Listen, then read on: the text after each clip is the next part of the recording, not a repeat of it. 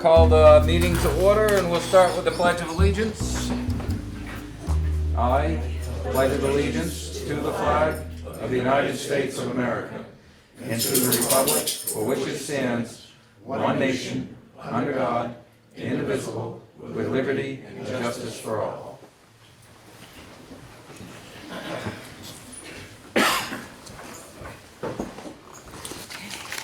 And we will start with department head updates. We'll start with you, Randy. That would be me.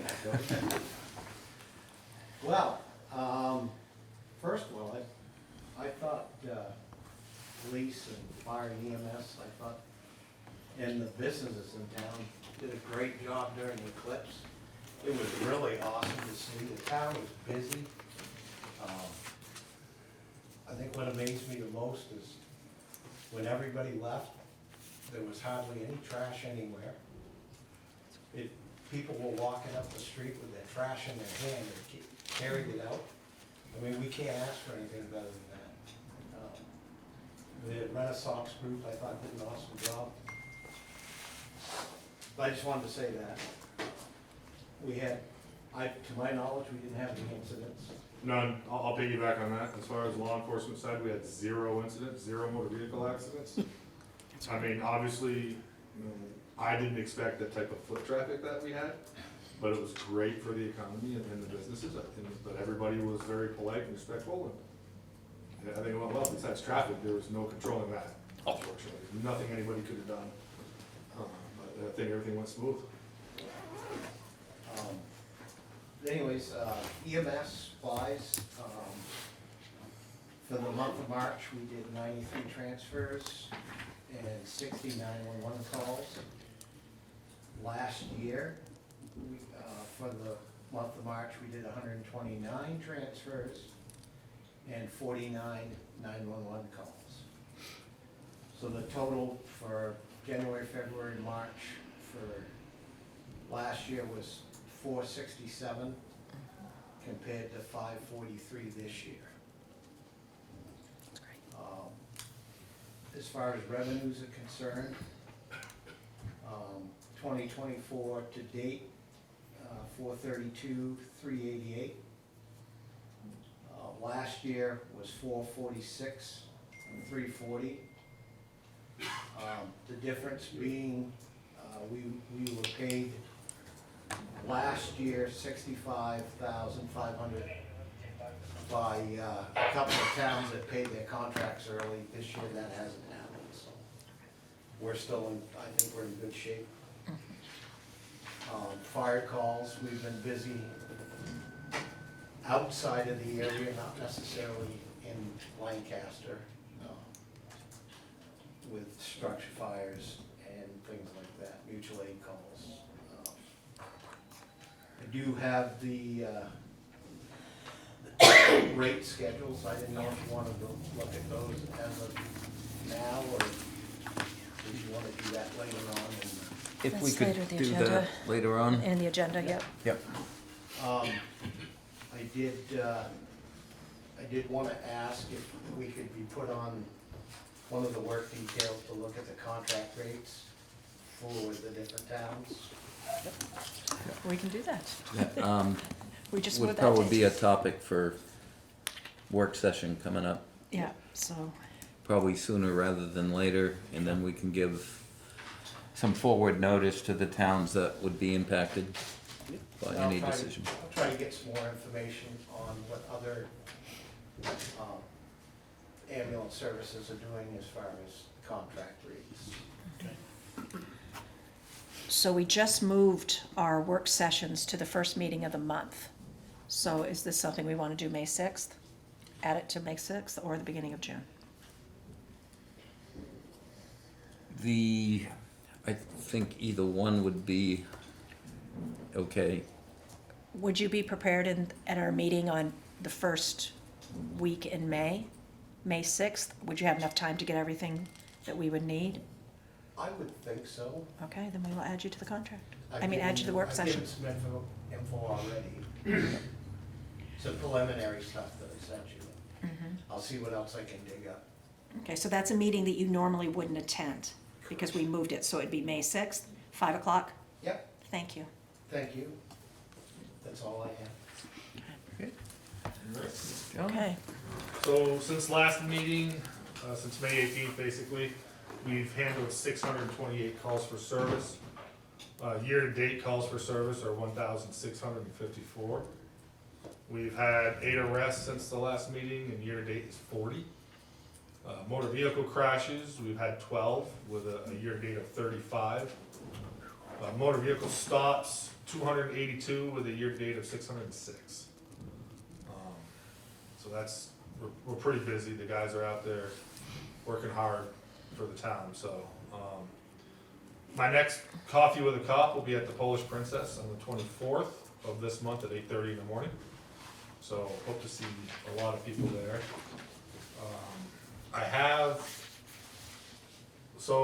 I'm sure you three are aware that the town ordinances are kind of old.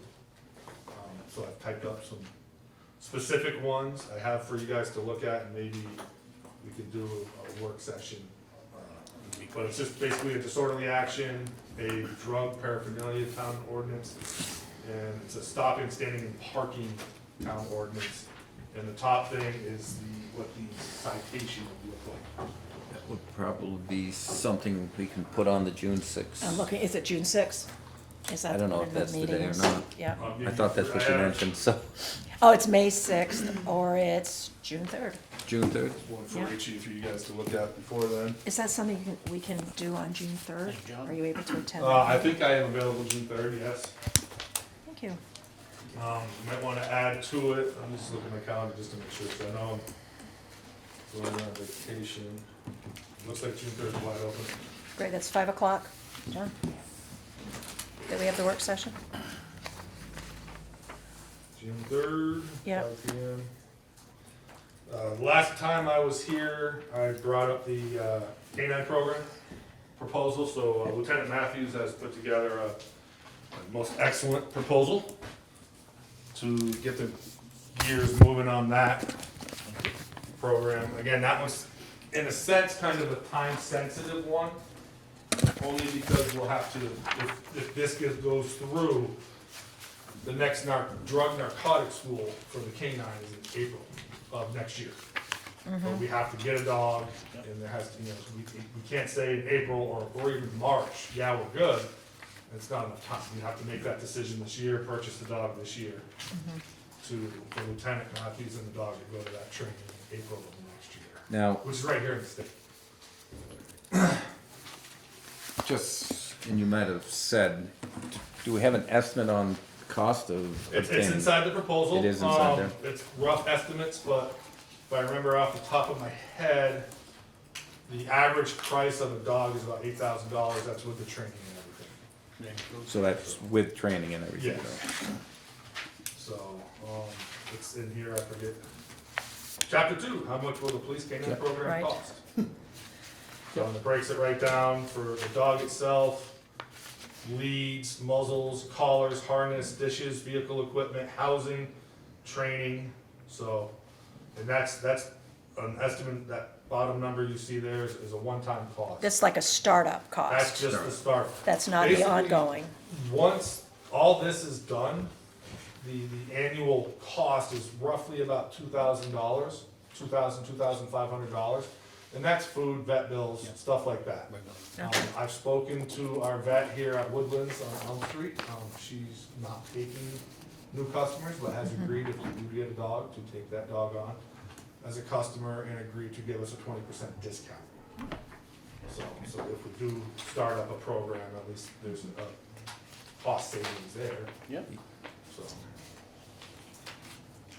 So ideally, when would you want a decision by? You were saying that it's sooner, that because of the training. I will have, if we wanna talk some more about this in detail on June 3rd, I will have Okay. Lieutenant Add Matthews it. here. That'd be great. And he's the one that's doing all the legwork, and he can answer those questions. He's speaking with, it's a sergeant from, I wanna say it's Hooksett PD, that, he does the K-9 schools, he does all that, and Lieutenant Matthews has been in touch with them for those specific information and details. And So both of you will be here on the June 3rd. I will, well, I will be here, You'll see as far if as he I can know, make- Lieutenant Matthews is not on vacation at that time, so he should be here as well. Robin, you had? I had a question for John. Did you Yes. still want me to pursue funding if possible? Yeah, I mean, so I know Lieutenant Matthews has spoken to you about grants. Yes. So obviously, if there's any grants that we can get that can help offset the cost, I'm 100% for that, so is Lieutenant Matthews. So can you send me a copy of the policy? We don't have a policy I mean, yet. the proposal, sorry. Yep. Thank you. All right. Okay. I think that's all I have. The, Thanks, John. very interesting. So you all set? I think so, yes. Barbara, is you here first? Yeah, we don't have much. The repairs on our HVAC system are almost finished. If you remember, we had a problem with the surge when whoever took out the telephone pole on Middle Street did it. Insurance is gonna cover all with the deductible, so that should be helpful. We also had a major cost in repairing our automatic door, which is about 20 years old. I mean, it's done well, and that's now fixed. Other than that, everything's going okay. Okay. Good. Any questions for her? Nothing from Robin. Eli?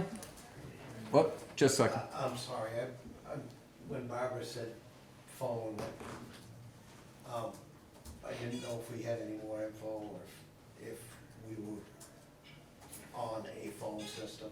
No, Because today I was just, it's, I just took care of the issues with the credit cards that we've been having. yeah, it's So that's failing. handled, and my next phone call will be to a phone guy. Phone call to the phone guy.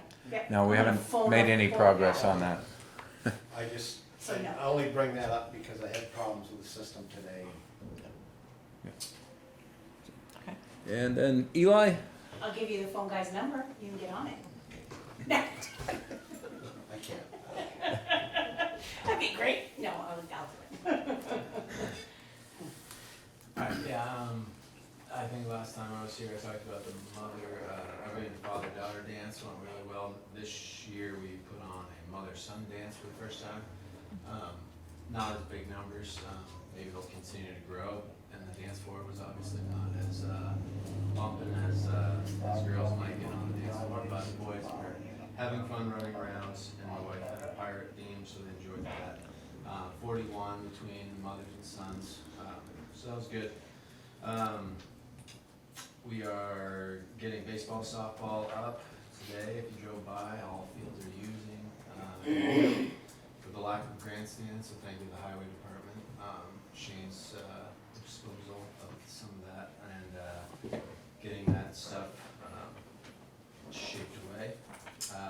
Of the 2 to 12-year-olds, we had 103 signups. And then Jefferson didn't have a team, so we took on their 12U kids, as we always take on the regular kids, so 26 of them, so 179 total baseball, softball kids.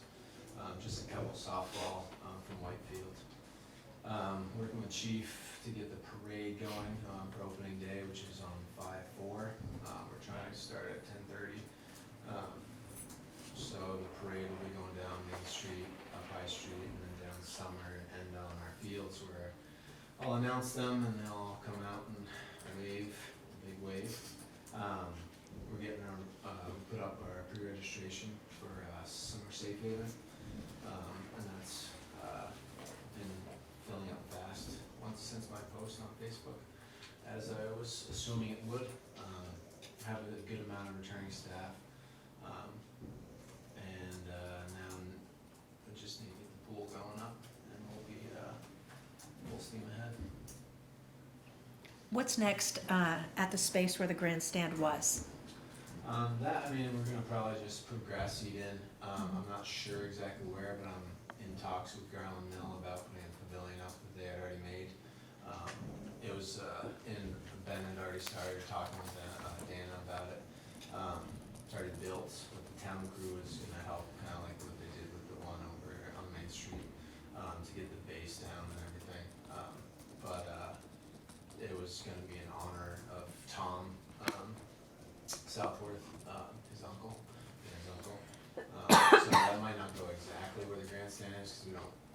dollar balls going towards, people who are eating, but over in that general vicinity though.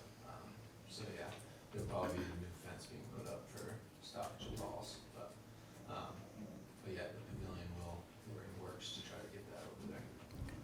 Thank you. Eli, when would be a good time to come over and visit with you? Anytime. Anytime? Yeah, I mean, during the day before school gets out Okay. is best. Okay. 'Cause the kids are. All right. I'll look you up. Okay, sounds good.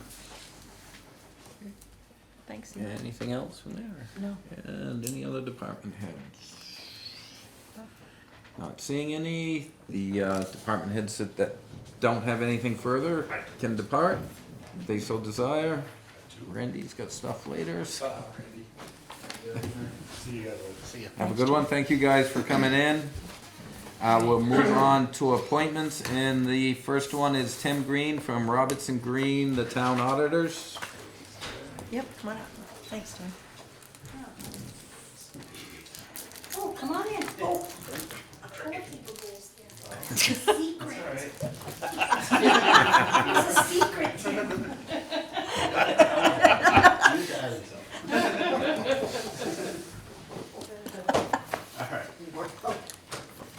Thank you for having me. I'm Tim Thank Green with you. Robertson Green. We're the town's auditors. We have been for a number of years, thankfully. Last year was the first time I had been back in a few years. I had come originally when we were a little bit smaller of a firm. We would both of us, myself and Tamara Roberts, who has since retired 2 years ago now. She was in charge of this job for a number of years after that, and then once she retired, I took it back over. And the staff we have had, luckily, we're very thankful. We've had the same people for a number of years now, so they've come every year, so they're very familiar with the town. Town's very familiar with them. I think that just a lot of our clients appreciate that sort of aspect of our service. So I'm here to present the audit report for the year ended December 31st, 2022. We have not yet scheduled a date to come for the 23 audit, but it's always typically been in May, and I don't see any reason it won't be this year as well. Okay.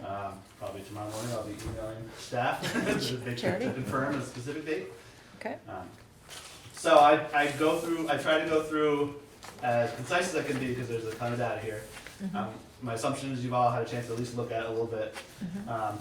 You're not required to understand every word that's in here as far as what's going on, but it is ultimately your responsibility for the data within the middle, because it is your town records that we compile into this financial statement as a outside service separate from audit services. The audit service is this first page report.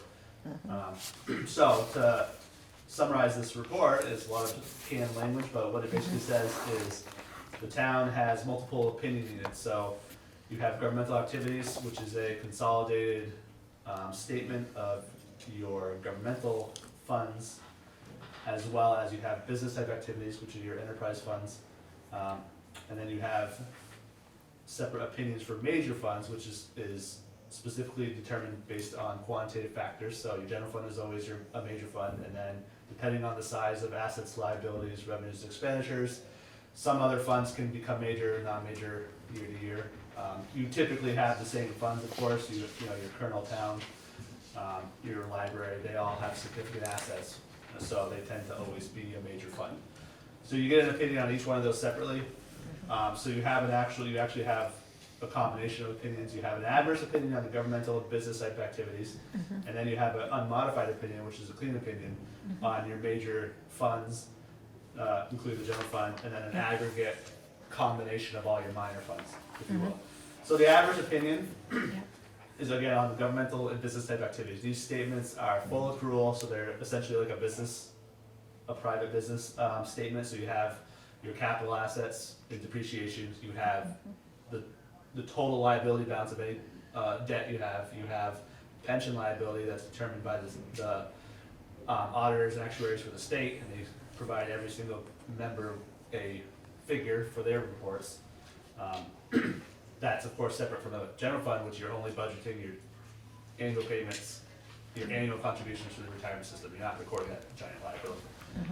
So the reason there's an adverse is because the town has not determined its liability and related balances for other post-employment benefits. Now what that is, as I don't think we've come in a few years, so I'll re-explain this, that we always get the question on, that represents primarily two balances. One, that's the medical subsidy with the state retirement system that I know is phased, that they stopped doing that, but you still have balances for active and retired employees. And then the primary one is what's called an implicit rate. What that represents is an earned benefit that your employees receive, essentially based on the fact that at their own cost, if they were to leave the town employment, they could still buy into the insurance through Cobra.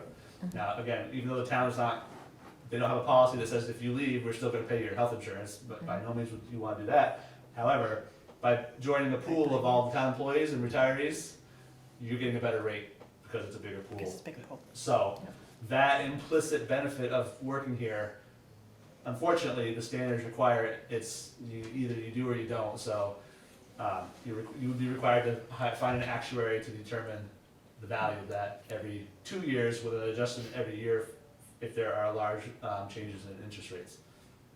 So what my recommendation is, because it's usually the question is, do we need to do this?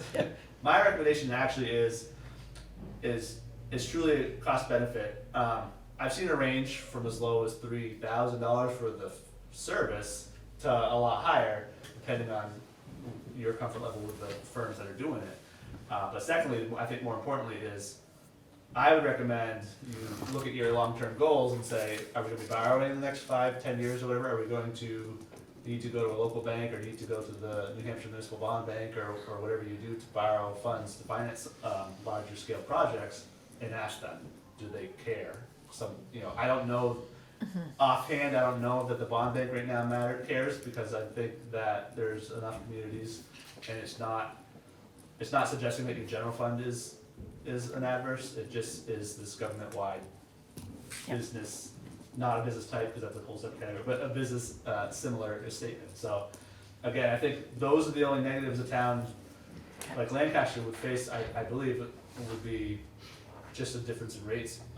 So that's the cost of not doing it versus the benefit of doing that service. But again, it's significance is obviously a different term to different people, but cost-wise, I'm not sure what that is to the town level. But that's why you have an adverse there, and that's what you would need to do to solve that. So, yeah. So the rest of the language in here is kind of, it changed a couple of years ago to be clear to say, town's required to do X, Y, Z, auditors are required to be independent and do X, Y, Z. And that's the extent of that. So to go through the financials themselves, again, exhibits 1 and 2, this is full accrual statements. You can see governmental activities column and a business type activities column. Yep. You can see a total net position for the governmental activities of just over 16 million. It's pretty well balanced because you can see about 7 million of that is net investment in capital assets, which means capital assets, depreciation, and then any of the debt that's related to a capital asset. And then you have a lot of restricted funds, primarily other purposes, which would be library, Colonel Town. And then your unrestricted, which is about $2 million positive, which is actually pretty strong considering net pension liability is not, there really is no asset corresponding with that. So like where you have capital assets kind of correspond with your long-term liabilities, so those tend to be a wash. But net pension liability has no asset that corresponds with that, nor can you pay off that liability fast. You just have to pay your contributions as they come. And then you can see your total business type activity net position is about 6 million.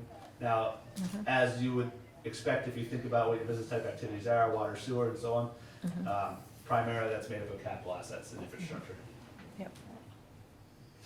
Exhibit 2 is the statement of activities. So it's set up to show you your expenses, that first column on the left, and then if you can match basically a revenue to that function of the government, it's reported here. So you charge for services being a big one, of course, for public safety being EMS services and so on. General government charges for services do include on this statement motor vehicle permits.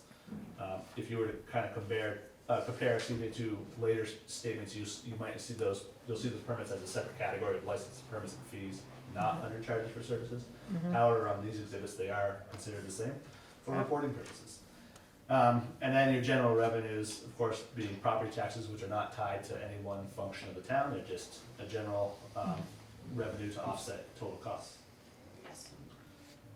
Exhibit 3 and Exhibit 5, these are governmental funds, so this is a modified accrual. So like I said, this is where you're just showing your annual costs for debt service, your annual costs for capital outlay. And you're not reporting your long-term liabilities or assets. So for the general fund, that first column, total assets about $5 million of the town, made up primarily of cash and cash, and then property tax receivables and accounts receivables is another 1.6 million or so. And then your largest liability is intergovernmental payable, which is the school district, because they're on fiscal year, you're on calendar year, so you always have 6-month liabilities to show. You have deferred revenues, which represent, basically if you haven't collected property taxes or EMS fees within 60 days after year end, on a modified accrual basis, you can't consider that available to use because it's not in your bank within a reasonable time after your year is over, so you have to defer it until the next year when it does come in. That's 60 days? Yep. Okay. Fund balances, total fund balance for the general fund, 2.3 million. Of that, you have small amounts for non-spendable, which represents prepaid items and tax deeded property held for resale. Those are not in a form that you can expend, because prepaid items means on January 1st, the cash is already essentially out the door, because you now have an expense on your books. And then of course, tax deeded property is a physical piece of property, not cash or receivable. Restricted funds, about $20,000. Those tend to be grants, donations, etc., which may be restricted for specific purposes. You have committed balances, almost 400,000. These tend to be continuing appropriations or other types of restrictions that way. Assigned, again, those are kind of departmental encumbrances typically. Encumbrance, yeah. And then you're left with your unassigned, about 1.7 million. You can see your fund balances for the Weeks Memorial Library, your expendable trust funds, your Colonel Town Trust, and then your combination column for the other governmental funds. And those are broken down in the back on a supplementary schedule. Exhibits 4 and 6, these are essentially how you go from one accounting to the other. So this says from Exhibit 1, it starts from Exhibit 3, total fund balance of $11 million.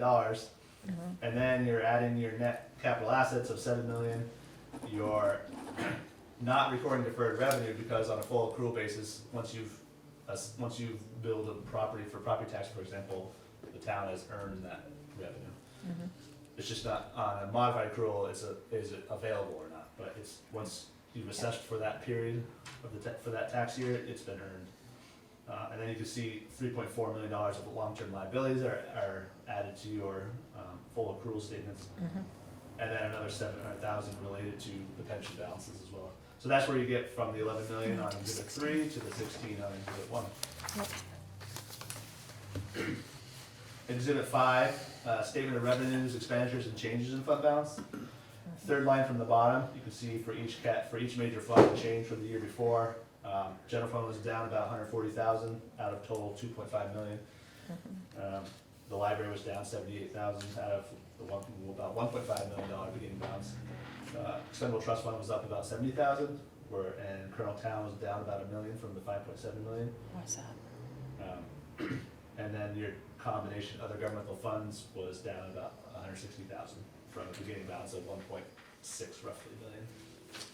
Did we have a big expenditure out of Colonel Town for that to be It down was $1 changing million? value of some Okay. of the assets, basically. You can see, because there's a negative revenue up top, 800,000. Yep, of 800,000. Basically, it represents a change in fair value that went down. Thank you.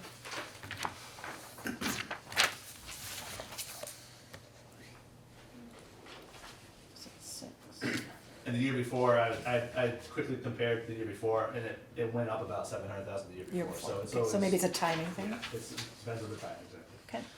Exhibit 6, again, it's the difference between the two accounting bases. This one shows how you remove or add certain revenues and expenses. I won't run through those as much as I did the first one. Exhibit 7, this is a budgetary basis schedule, so for the general fund. So you can see you have a column for your budget, original and final, there was no adjustments to the budget. Then your actual column, and you can see you have a positive variance column at the end. So for revenues, you have positive variance of about 300,000. For expenditures, you get a balance of your appropriations about 126,000. You can see that there's a deficiency of revenues under expenditures within the budget that was planned when the board decides to use this unassigned fund balance to essentially balance your budget. That's planning to have a deficiency of revenues under expenditures, just by nature of how it works. You can see your transfers in was a positive to your variance of about 30,000, and then you had a net change in fund balance, that middle column of a decrease of 126,000. And then there was also adjustments to your fund balance classifications, which were further decreases in unassigned. So when you increase a non-spendable, for example, you decrease unassigned, so any change there is corresponding with the unassigned fund balance. So your unassigned fund balance at the beginning of the year on the budgetary basis was 2.2 million, and you ended the year at just over 2 million. Yep. So a loss of about 200,000, or decrease, if you will. A decrease because we purchased something from it. Right. Yeah, okay.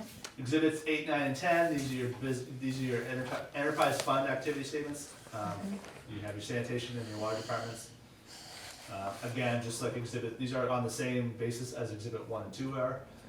So you can see total assets for each, and a combined total of almost $11 million. You had some deferrals of deferred outflows of resources related to pensions. Total liabilities for the two combined is almost $5 million. Again, $4 million of that combined is long-term debt. And then you had, again, some more deferrals related to pensions, and then a total net position for your enterprise funds of about $6 million. Of that, you can see the sanitations is just over 2.5 million, and the water is just over 3.4. Of those balances, you could primarily made up of capital assets, net of the debt related to those assets. So you're unrestricted for each. Sanitation has about a little over 600,000, and water has just over 16,000. Yeah, not much there. Okay. Exhibit 9, statement of revenues and expenditures. I think it's pretty self-explanatory. 10 is a cash flow statement, exhibit 10. You can see cash decrease for both funds during the year.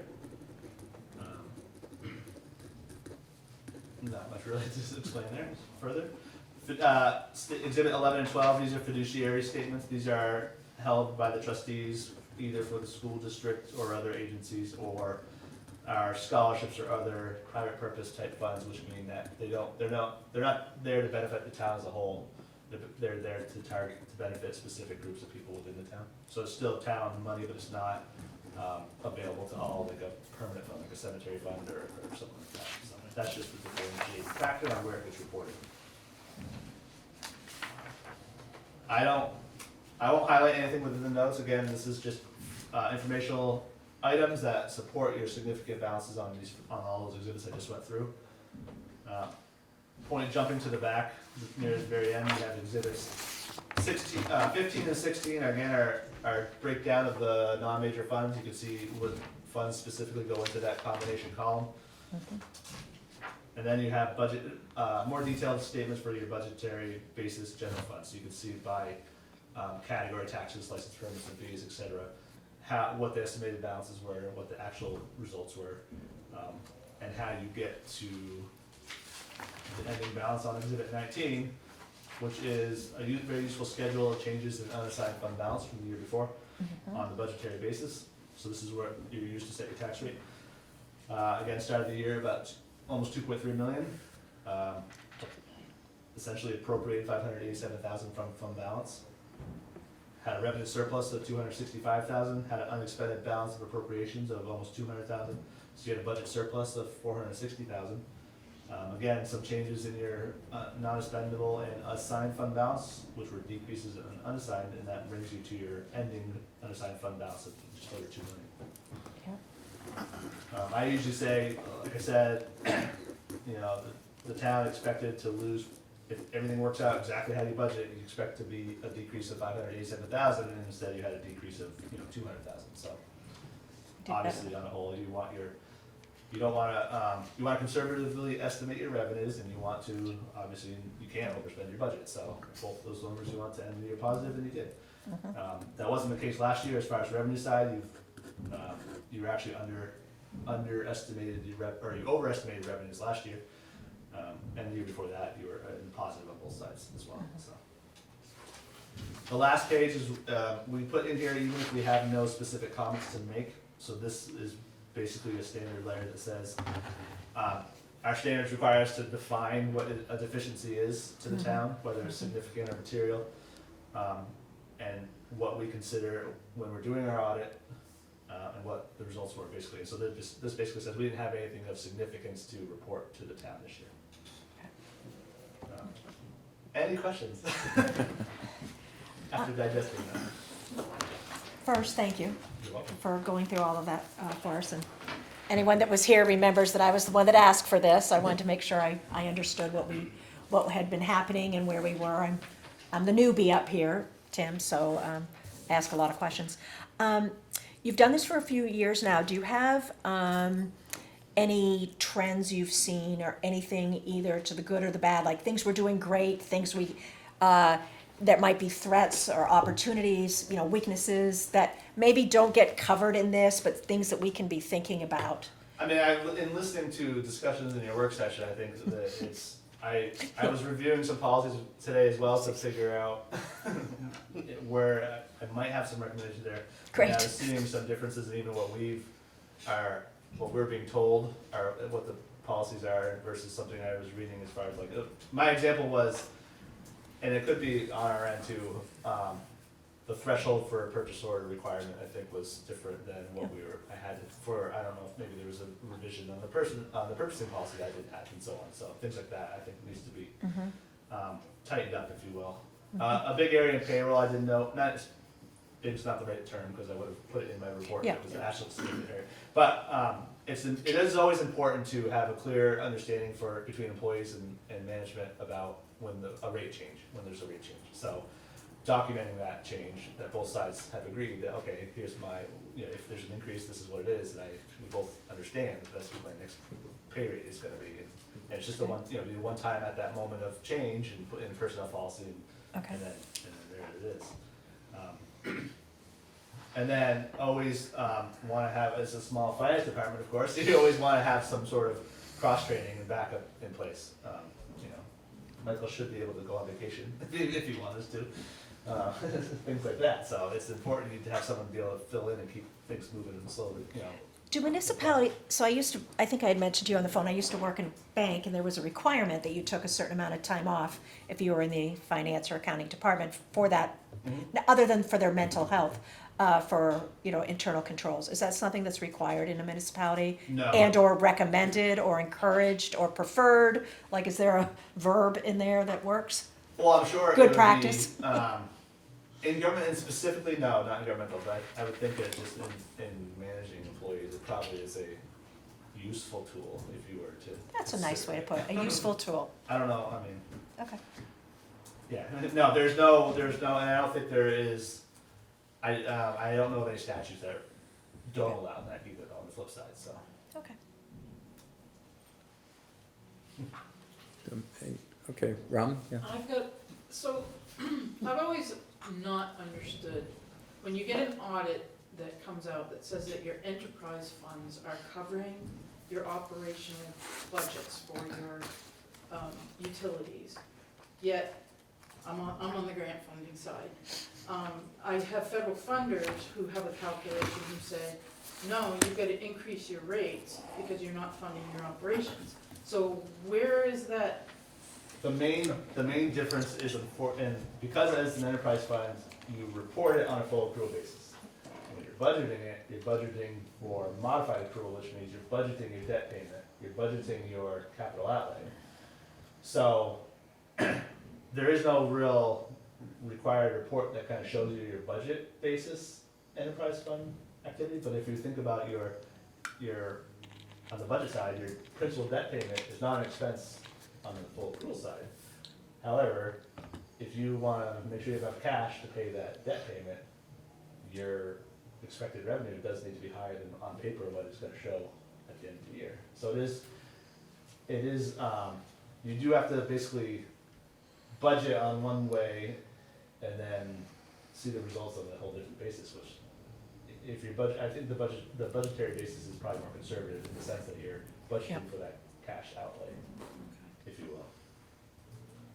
So I don't know, to your question, I don't know what they're looking at, what they're looking at to say that you're, probably the cash flow statement is, you know, if your cash is going down every year, then you're not bringing in enough cash. So that's essentially a rate issue, if you will. I did not look at last year's cash flow statement, I just had this year's, unfortunately. Okay, Thank you. yeah, got it. Okay, Rob, just, I have a couple of questions for you, Mr. Green. As far as the business type activities, that's basically defined as anything that the government does that's similar to an outside business activity, right? So I wonder, since one of our largest sectors is our EMS transfer business, which is far and away the largest chunk of our budget and our activity, would it be appropriate for that to also be broken out as business type activity in future audits and financial statements?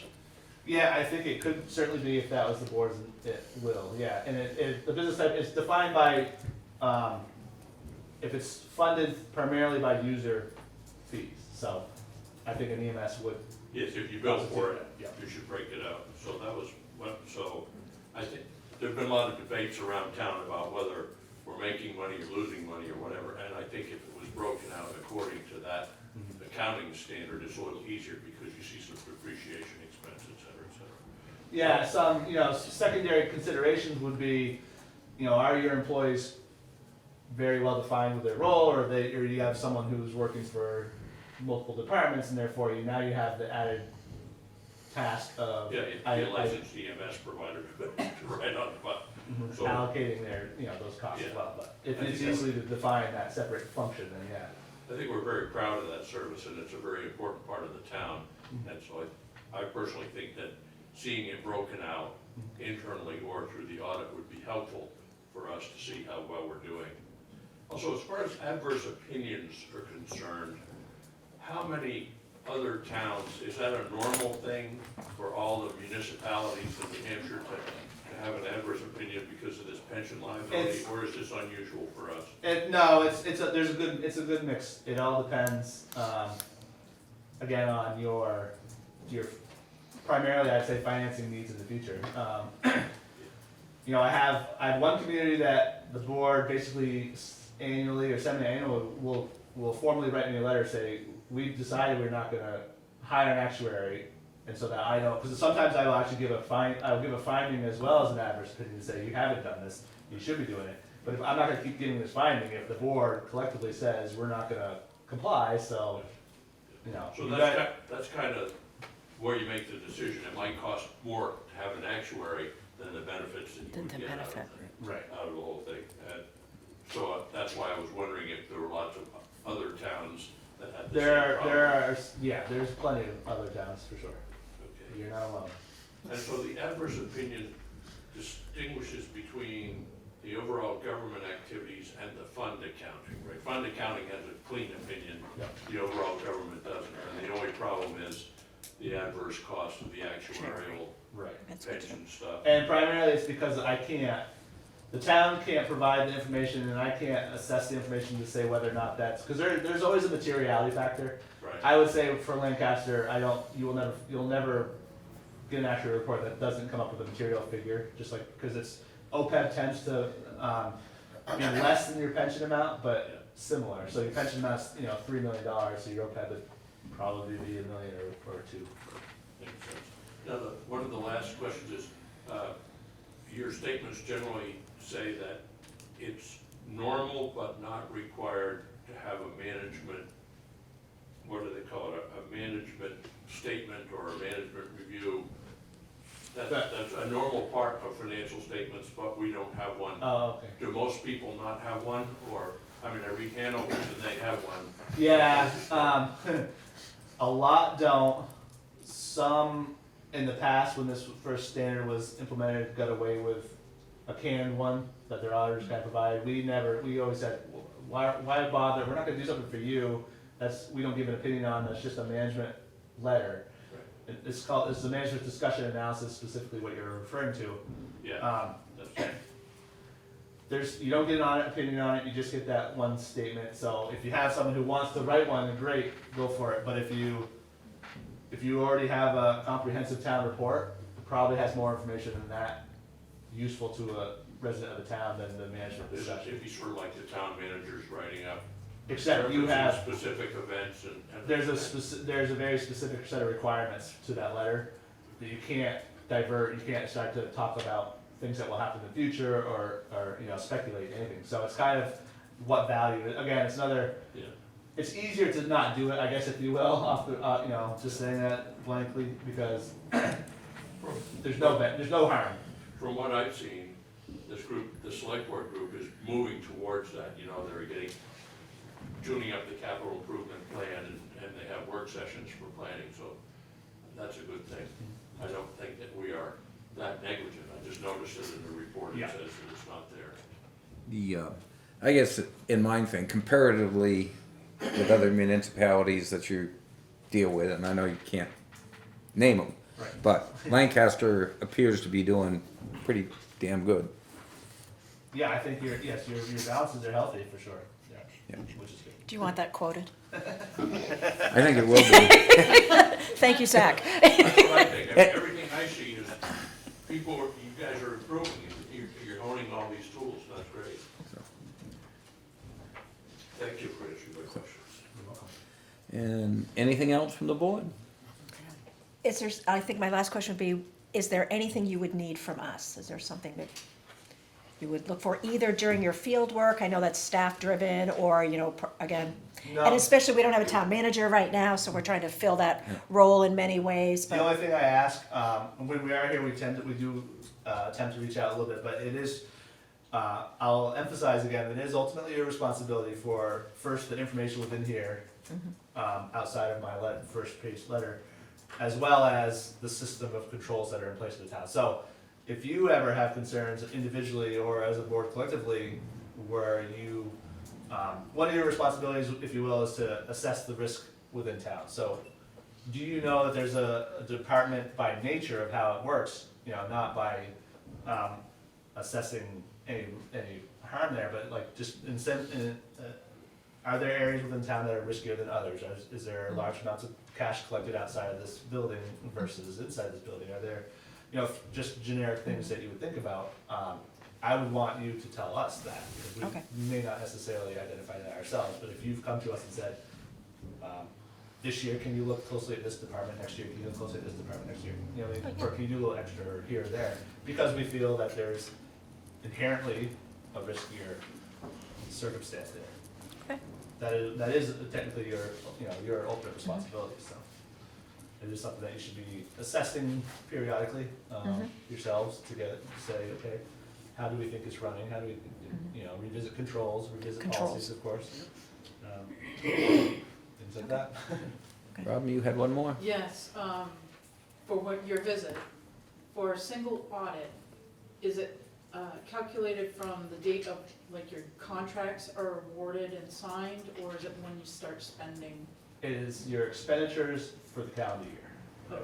So. Thank you. I don't have With anything else. nothing else from the board, we thank you very much for coming up and explaining it, and My pleasure. Thanks, Tim. Thank you for all your support to us as well, so. Yeah. Appreciate that. thank you. See you next month. You're welcome. Cool. Awesome. Nice to meet you. Next appointment is Rob. Well, Rob Christie here, and get untangled from my dog. Basically, at the end of last year, I'm talking about tonight about reimbursement for out-of-town travel. At the end of last year, I asked that I be reimbursed a handsome sum of $130 for my mileage going to out-of-town assignments that I executed on behalf of the town of Lancaster, appointed by you guys. basically, what you said at the time was basically you had no opinion on it because it hadn't been addressed before. So we did a little bit of research and found out that the town budget has about $9,000 budgeted for travel expenses across the various departments. And last year, only about 4,500 of it was expended. So I think it's already established that people who have responsibilities to travel outside of town are reimbursed for mileage. So I would recommend that you adopt some sort of travel reimbursement schedule and policy for out-of-town meetings. For instance, I'm the Lancaster representative to 2 different organizations, one of which meets in the next town and another which meets all over the region depending on where the meeting is. And so I find for some of the meetings, for the regional meeting, it's only 4 or 5 meetings. But for the local one, it's every month.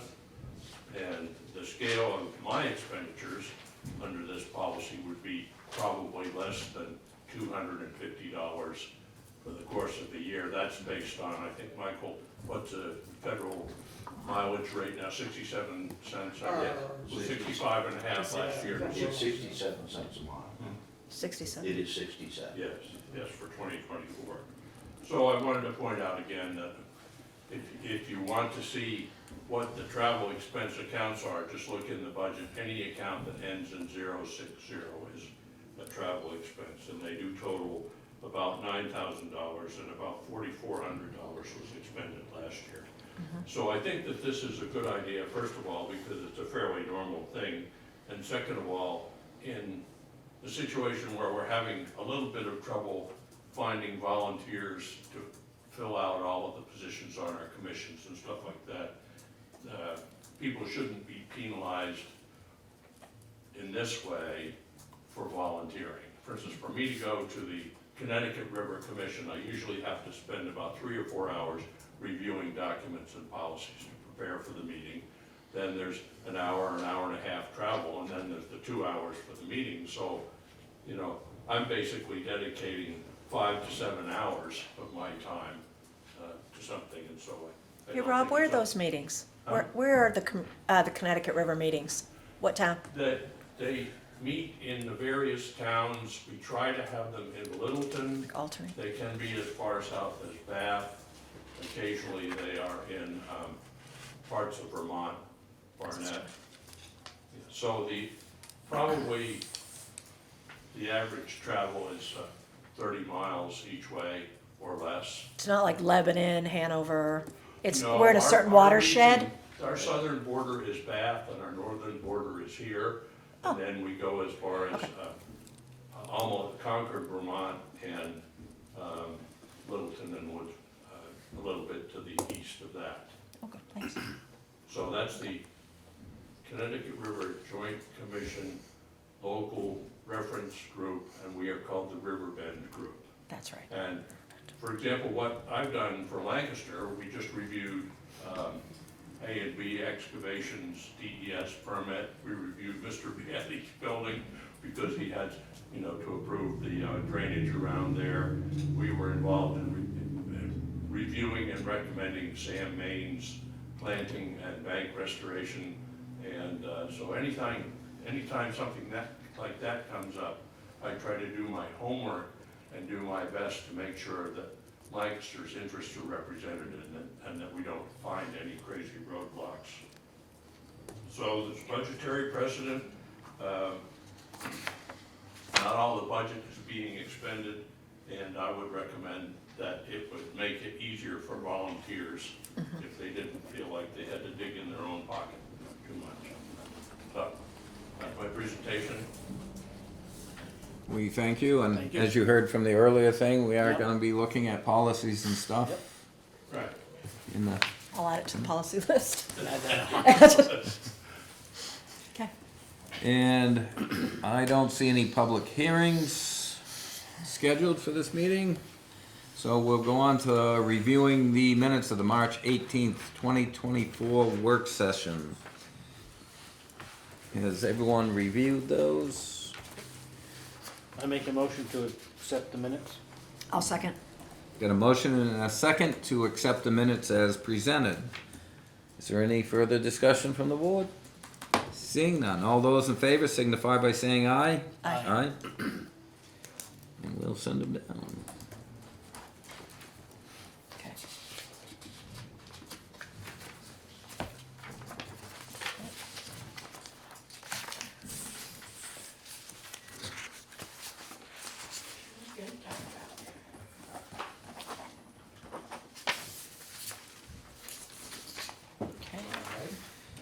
Okay. I was just saying, it's getting dark here from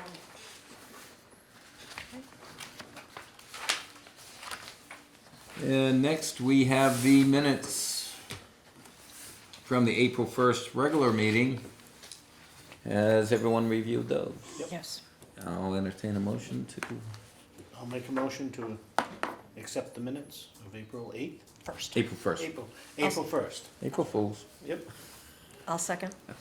I've got a motion and a second to accept the minutes as presented from the April 1st, 2024 Selectmen's Meeting.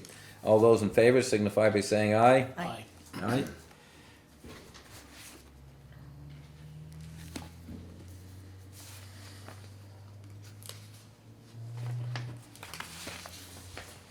Oh, thank you.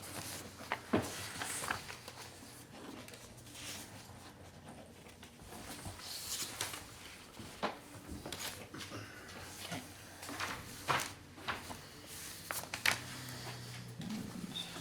We have some other paperwork here, one being an intent to cut from Terry Martin.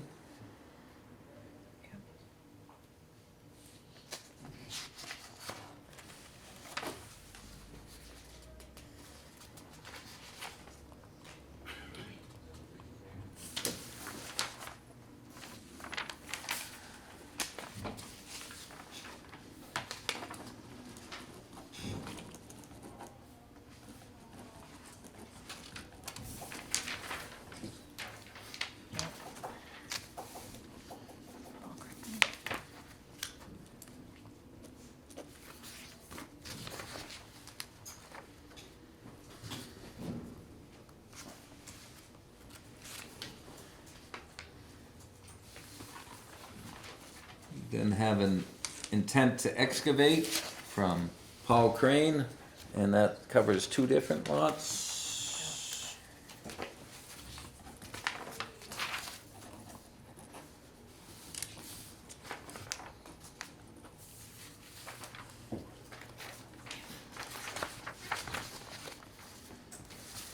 This is the other The lot. second one, yeah.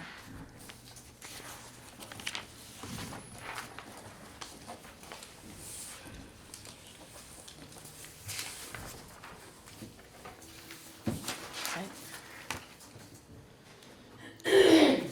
We then have a gravel warrant from AB Aggregates LLC.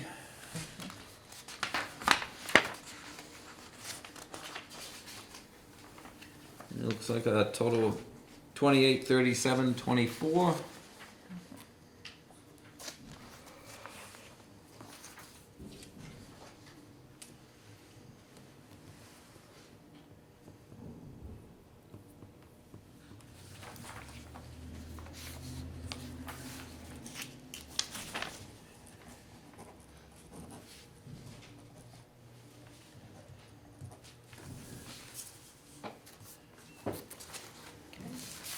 Then we have.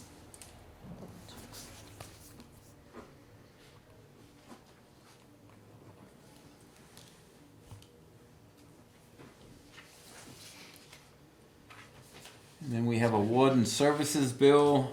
This is a reimbursement for the warden services provided by various members of the fire department.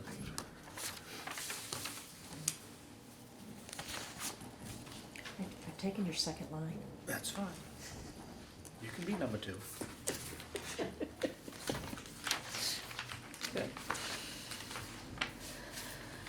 All right. And then we have We have a deed. actually that's under new business. Great, the folder is underneath. Yep.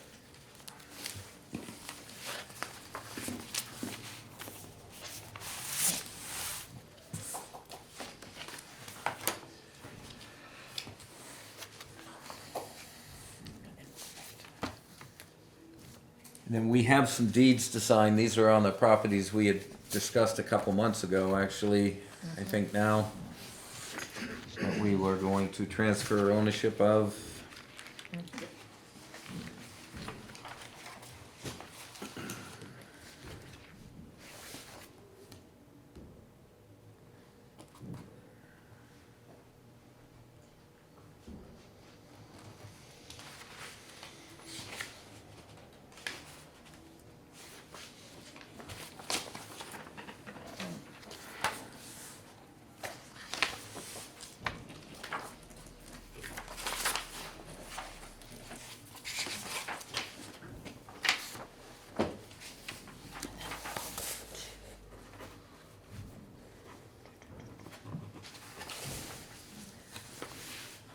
The second one.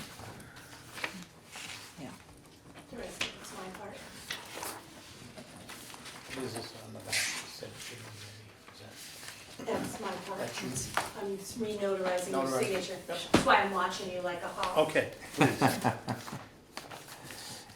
And those are the only two that we have to sign. Sign.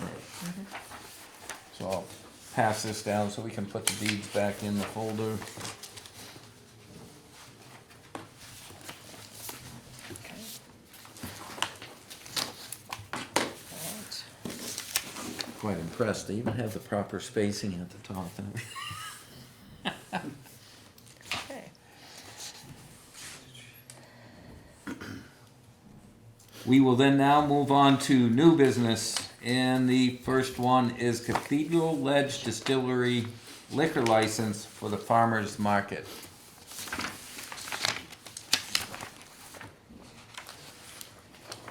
Okay. The, So, has this been done in the past? It obviously. evidently, it had been done at one point in the past. Okay. I do not ever remember of it being done. Who holds the insurance on this?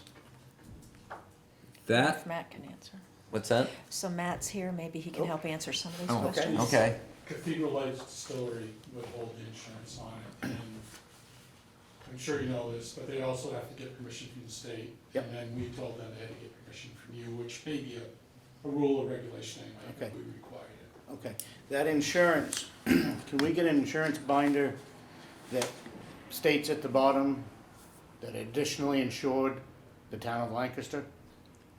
I believe we do, and I can check, I Okay. have it at home. I'll Okay, check it. yep, no, that's fine. I mean, that's obviously the concern. Now, because it says retail and tasting, obviously if it's just a tasting, you would hope that someone wouldn't, but if somebody over imbibed or something, we obviously have concerns about liability, or the town getting ensnared in a liability issue. Yeah, to be honest with you, my guess is right now it says, Lancaster Farmers Market, but I can ask him to add the town of Lancaster. Okay. Is the Lancaster Farmers Market, I'm just asking, because I don't know. Is that a separate entity? Is that, We're a nonprofit, You're yeah, 501c3? yeah. okay. So do you provide insurance to the town as well? Because you're- I don't think we provide insurance to the town, but we have a general insurance, for instance. I don't wanna get too far in the weeds, Yep, no. but for we instance, need if somebody trips over somebody's pop-up, Yeah. Right? then they would first go after the person who they tripped over. Mm-hmm. And then we have kind of an insurance above that to cover anybody that, for some reason, would choose to sue and say they broke their leg or Yeah, whatever. right, no, and that's, So does each vendor provide insurance to the market, to the No. farmer's market?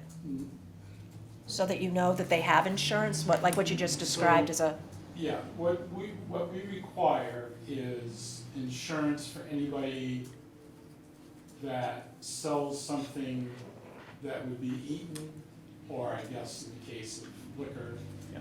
drank, and then, or applied to your skin.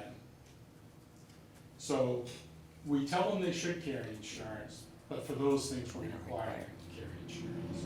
And then we have an insurance over that, like I said, if somebody trips, falls. And do you think that says on the bottom additionally insured, Insured that the the town of towns- Lancaster? I'm pretty sure it says additionally insured Lancaster Yeah. Farmers Market, but we can add that into that site. If So you that would, we're please, identified. that would be very helpful if you could. Yeah, because there was always a discussion, and I never really got a clear answer, whether the town of Lancaster had the park insured or not. So the reason that we require insurance from some vendors, simply because it's food or something touching the skin. And then after the fair had the problem with that high wind. Correct. The board decided in its infinite wisdom that we probably should make sure that there's general insurance in case we got stuck in a windstorm, for instance. So we can do that. So, To be honest with you, we've gotten most of the insurance policies already for this year, so if you want me to go back.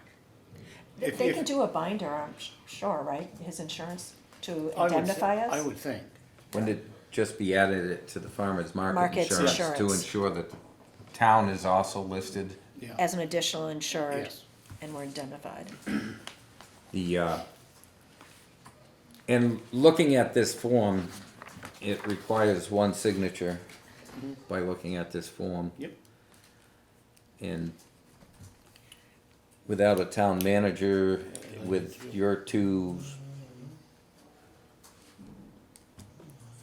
permission or whatever, We know. I would become the signatory on it, but I would like to see that brighter before we actually affix our signature to it. But since there's only one signature required, as soon as we see that, Charity gets a copy of that, she can call me up and I can come in and sign that document probably within a couple hours. Can we talk about the tastings real quick, though? So, Yeah. so I think what Cathedral Ledge is talking about is the sale of bottles, and then Correct. also half-ounce tastings.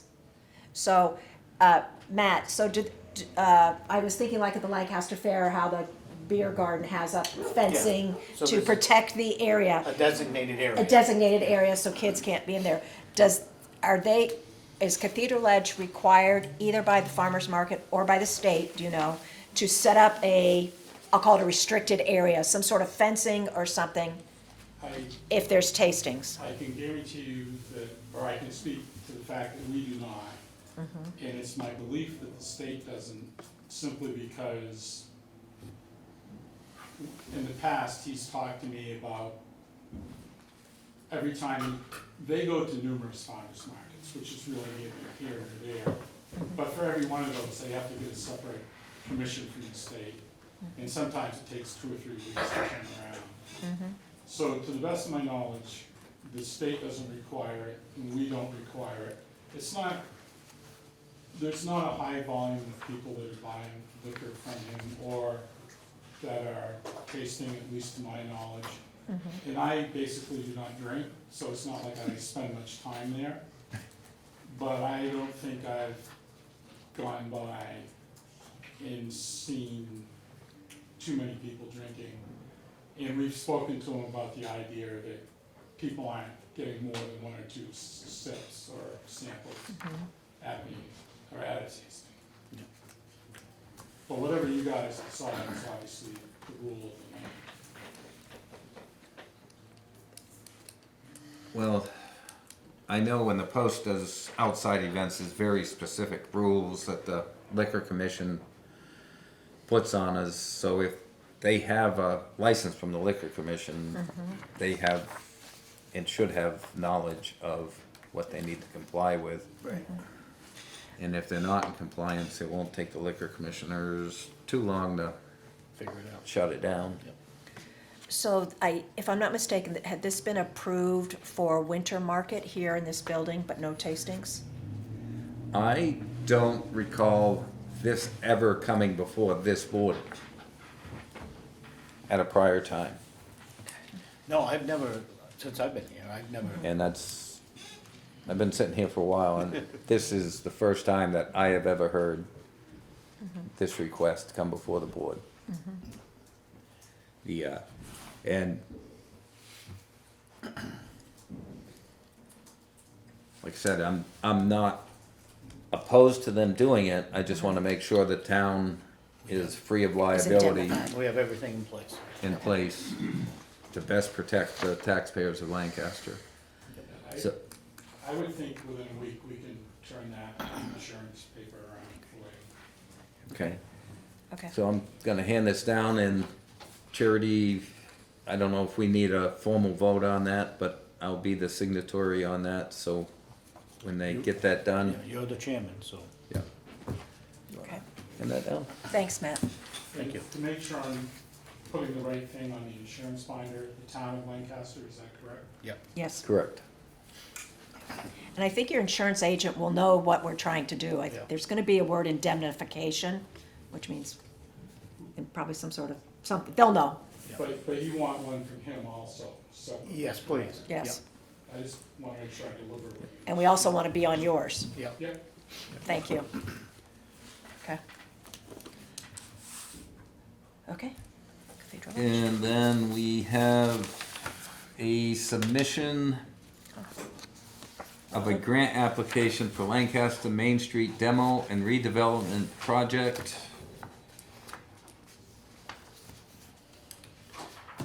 And basically, Robin needs our permission to submit this grant for 79 Main Street LLC to demo the former Democrat building and to make it into 4 apartments.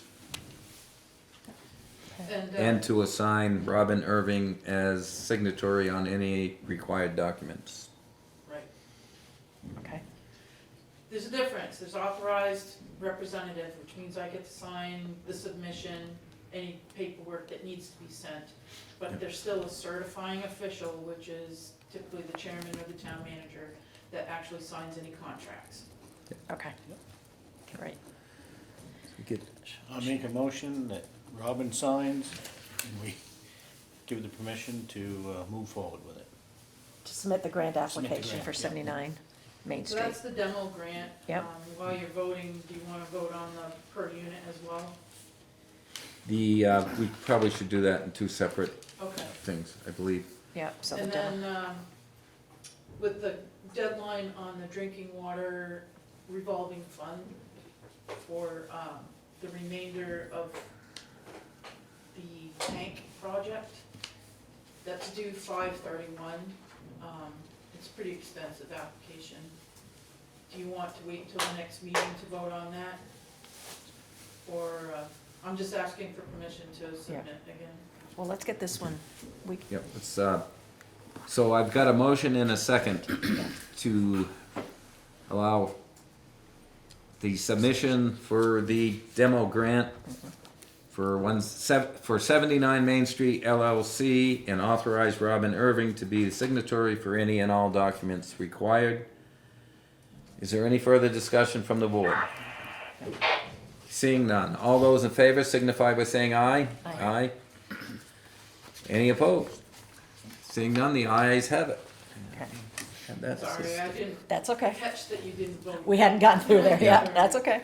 So, the second thing you was talking the per unit, Per unit.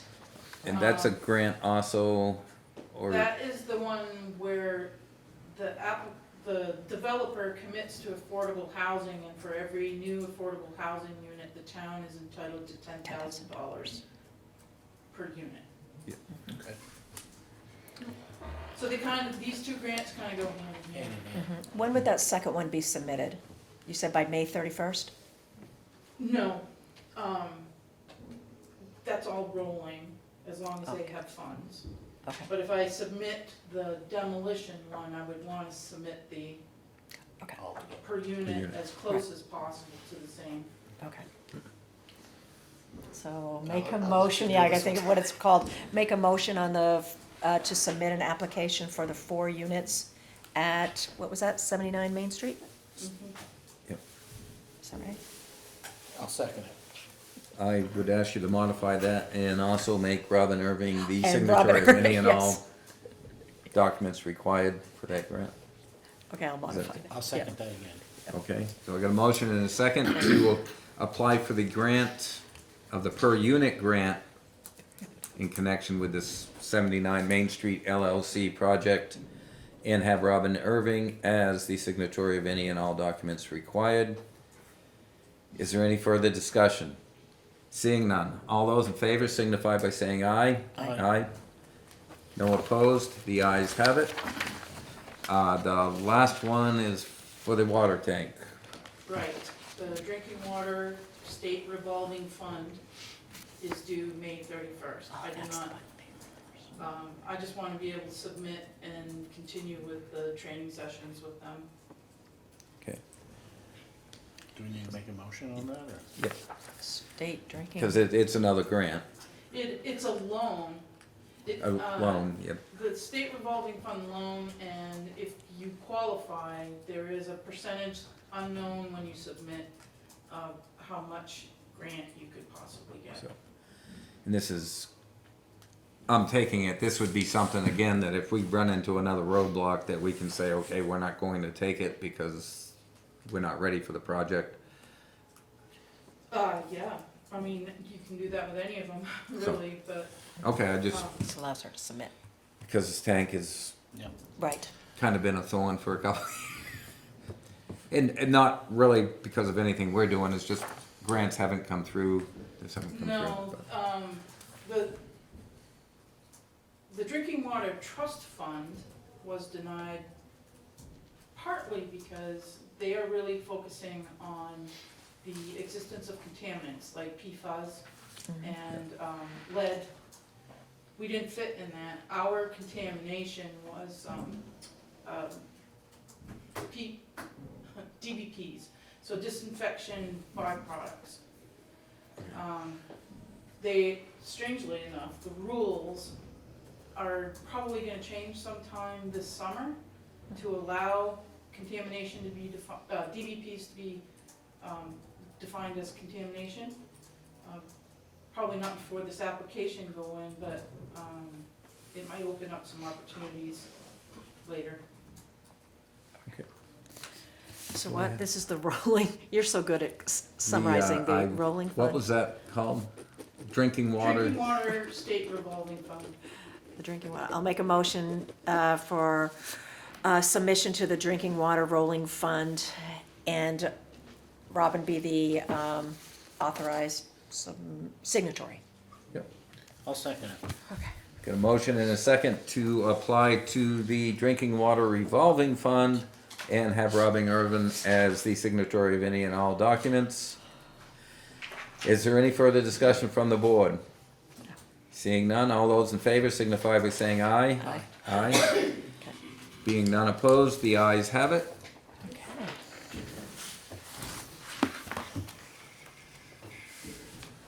And that should take care of that. Okay. Next, Brevard tree quote. I believe we have an estimate here on the trees, the tree removal from the parks. And it's been provided by Brevard.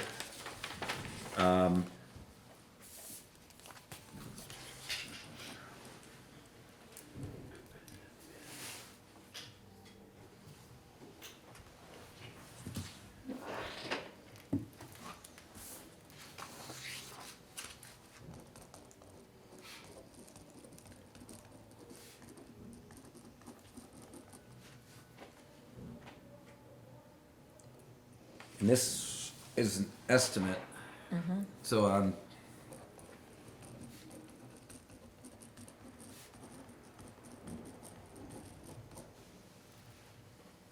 and my thought is this gonna have to more than likely go out to a bid process. So I'm hesitant to read out his estimate Because of, and not Yep. compromise Yep. what would be a competitive bid later on. Okay. So,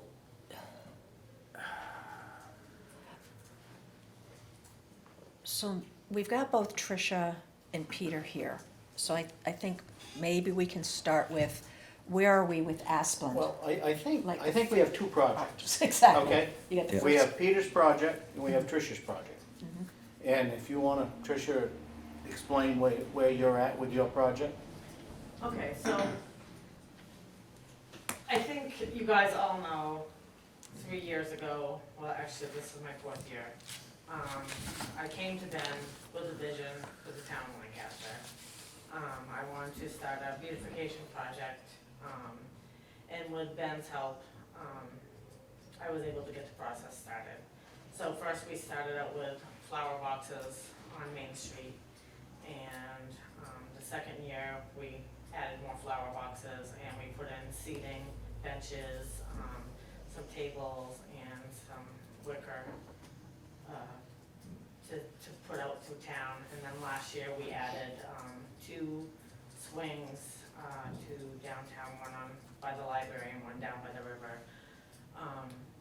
So through the process, while Ben was here, you know, we had a plan in place. Now Ben is no longer here, so my plan for this year was, through talking with Ben, you know, my project this year was to focus on taking 1 park per year to try to beautify our parks, because some of our parks are in desperate need of, you know, fixing up. Okay. So Ben had asked me to do Drew Park this year. So I had asked him about some of the trees in Drew Park, because last year I had some great concerns with some of the trees that were in there, with the limbs constantly falling. Not only in the park, but on the sidewalk. You know, there's a lot of people that walk along that sidewalk, and we have 2 big monster trees right on the end. But when I met with Tim Brown and Peter, you know, we discovered that there's a lot more trees in that park that are severely, you know, in rough shape. Fairly. Tim Brown did say that most of the trees in the park he felt he could cut during our conversation, but the 2 trees that are near the power lines, which is a great big pine tree, and then I'm not sure, I think the other one might be a maple tree. I'm not up on my tree. But anyway, they're very close to the lines, and Tim says there's no way that I would ever cut those. So I said, well, you know, maybe I could ask Asplund to cut them since they're near the power lines. And I said, well, we're at it. I said, the tree by the Pasumsic Bank, cross park, right? I said, I think we should cut that one as well. So I contacted Asplund and to see if they would be willing or able to cut those 2 trees for us, and the one across from the Pasumsic Bank, because that one's also near the wires. And they told me that they would have to talk with Eversource and see if they would be willing to do that. And during our conversation, the man that I spoke to from Asplund suggested that at the same time, if we're going to cut the tree in the power lines by Pasumsic Bank, that we should also cut the big Christmas tree there as well. He said because that tree is getting in rough shape, and it's getting too close to the wires, and that's why they'll no longer like decorate it and that type of stuff. So he asked me, he said, if we're gonna do it, I would suggest that we cut that tree as well. And I said, well, I can't, you know, I said I have to get permission for that. So he got back to me and he said that he brought the lady from Eversource that goes and, you know, inspects all the trees or whatever, and said that Eversource is willing to pay to have those 4 trees cut by Asplin, at no cost to the town. Which I think is a great thing, because those 2 trees in Drew Park would cost, I think, quite a bit of money if we had to pay it out. So that's why I kind of suggested, Asplin for those. So, basically, when I told him, when we had a conversation, a week or so ago, I just told him, I said I needed permission from the select board. And he said that, Eversource was kind of glad that we wanted to cut them, because they're trees that they had been looking at for a while, that they wanted to cut. And, so he said they're in the area at this point in time, so he said it's a good time for them to cut them. Well, they're here in the area, because sometimes Aspen goes down south or whatever, but right now they're working in the Jefferson area, so they're close. So he said the sooner for them, the better. So I said, well, I can't do anything until we get permission. I said, but, so anyway, they're willing to cut those. And, so my goal is, like I said, I would like to see those 2 trees cut. I would also like to see the other trees that we distinguished were not, in good shape. And what I would like to do is to replant some trees, with the money, because my project doesn't come from tax dollars. It's all raised by donation from businesses and residents of the town. I've even had outsiders give me money because they saw, goodness in the project. And then Tim Brown, I told him that, Ben and I had also talked about a fence. And Tim thought that would be a good idea as well, like up by the dentist office. Dentist office in that corner. Yeah, Yeah. yeah. So, and then the other thing, that Ben and I had spoke on was, adding a chess set in Drew Park to kind of make it a family area to be able to sit. I know last year a lot of people used the sitting area. So, which would require, taking out a portion of the grass and putting in some like sandy type material, just to put the chessboard down. It's a removable board, so, I would pick it up every, fall.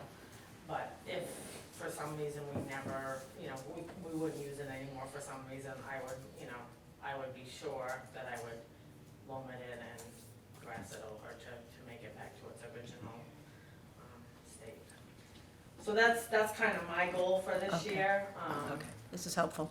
In the future, I would like to, do other parks. Next year, I would like to focus on Centennial Park maybe, but with you guys' permission. But I don't want to stop my project at this point, because it's something that I've kind of grown fond of, and it's kind of an important piece of being a part of the community. So I just hope that you guys can still see my vision and Oh, yeah, this makes sense. work with me to be able to keep it going. Kind of like the vision. I think it's kind of interesting doing the chessboard thing, and I'm glad you said it was going to be removable, because Drew Park has some unique covenants in the deed, Yeah. and I'm not even sure the fence, although I like the idea of it, would be permissible, because it talks about no permanent structures, and people say, well, yeah, but the information booth's been there. That was actually built a certain way, so it's not considered a permanent structure. The So- fence, the fence that she's talking about is up by the dentist office, where we've Right. had that problem with people parking there. Parking in there, which, and like I said, I'm not opposed to it, I just wanna make If the sure we're covenants not allow it. Yeah, violating we're the following the, which, covenants of the Right. family's wishes when they donated the park. Right. And Well, the that's- fence was kind of one of Ben's ideas, so I said, well, I'm willing to take some Kinda of that. like that money. idea, but Yeah, It is so, pretty much removable, because the intention is to use split rail. split rail. So they could take the rails out in the winter and keep plowing and not worry about it. that's a park that I don't think anybody in town knows it's a park. I grew up across the street from that, so I played in that park a lot. And it kind of, now that the bowling alley is no longer there, it kind of blends in with Right, it does. with yeah. that now too, so. Just a little complication at Drew Park. The one pine that we're looking at is right over the wires. And it's where the three-phase comes off Main Street and goes into the, the back of the Main Street businesses. So they're all serviced by their commercial account from the back side of the parking lot. And it hangs right over the wires. So Rivard didn't have any troubles. You know, they have the methodology, how to fell things that are, you know, hanging the wrong way. He's not concerned with it.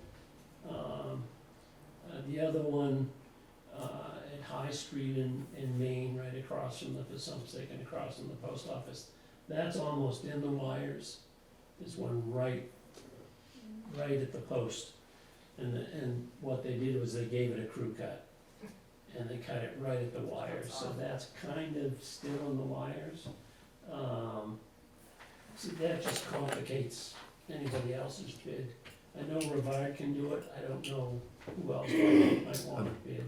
But if we can get Asplin Oh, and the only other thing that I should mention, not to interrupt you, but they will gladly cut them for nothing, but we are responsible to clean it up. Will they chip the wood to the certain size and then we just pick up the big pieces? Is that what they do? You mean grind the stump? I'm sure they would probably chip the brush, but like as far as the big Big wood, stuff, you yeah. gotta take I care think of we can get Tim to probably clean that up. the, So how many trees are you talking about, Tricia, with Asplin? There's four. Four. There's So there's two in Two Drew at Park, Drew. the great big pine, and then Yep. the one right beside it, because those are both right in the wires. Yep. And then the other ones are right across from Pasumsic. One of them is like, I think there's like a telephone pole there, isn't there, Peter? So it's right at the corner Mm-hmm. of Main Street and High. High Street. High Street. And it's, like he said, they've cut the top out of it, but there's still some, you know, branches in it, and it looks terrible. And the other one is the Christmas tree, I call it Yeah. the Christmas tree, that they used to decorate, but they will no longer decorate it because it's too close to the So wall. two in Cross Park, two in Drew. Right, And That's Asplin will do all four for nothing. for nothing. but they don't wanna chip and No, remove it. I just find that interesting No, because that's they don't wanna take the Asplin's, stem, the bigger wood. but, I mean, that's what Asplin does when they're cutting trees Yeah, for but you'll see, public yeah, service. but that becomes.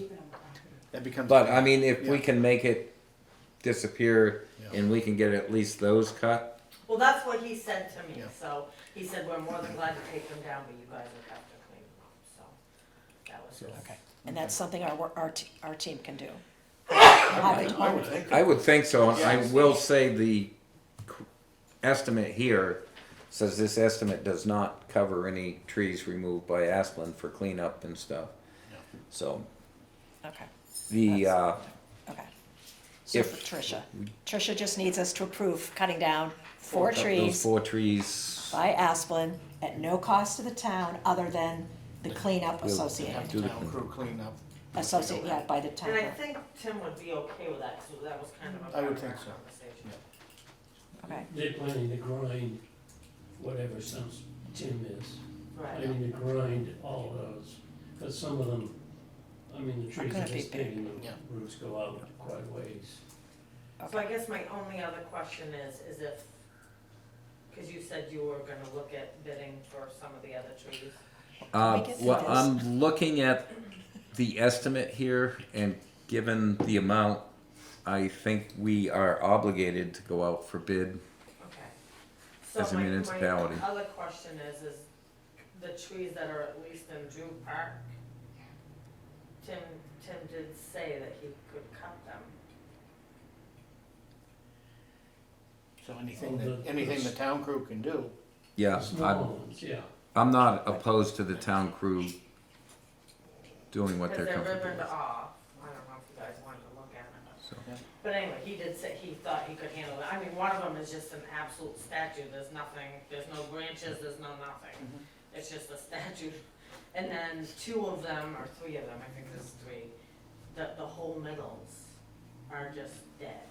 there's only greenery like on the outside, but the whole center of them, and Tim said those need to go.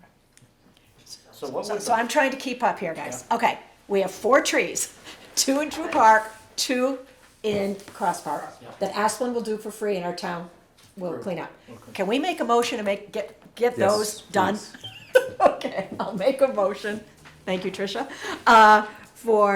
Thank you for Asplin, thank you, Asplin, to remove 2 trees at Drew Park, 2 trees at Cross Park, and the town crew will clean up. At no cost to the town, yeah, okay. Got a motion? I'll second it. Got a second. To accept the Aspen proposal to remove the trees in Cross Park and Drew Park. Is there any further discussion from the board? Not to remove them. Look, cut them. Aspen, okay.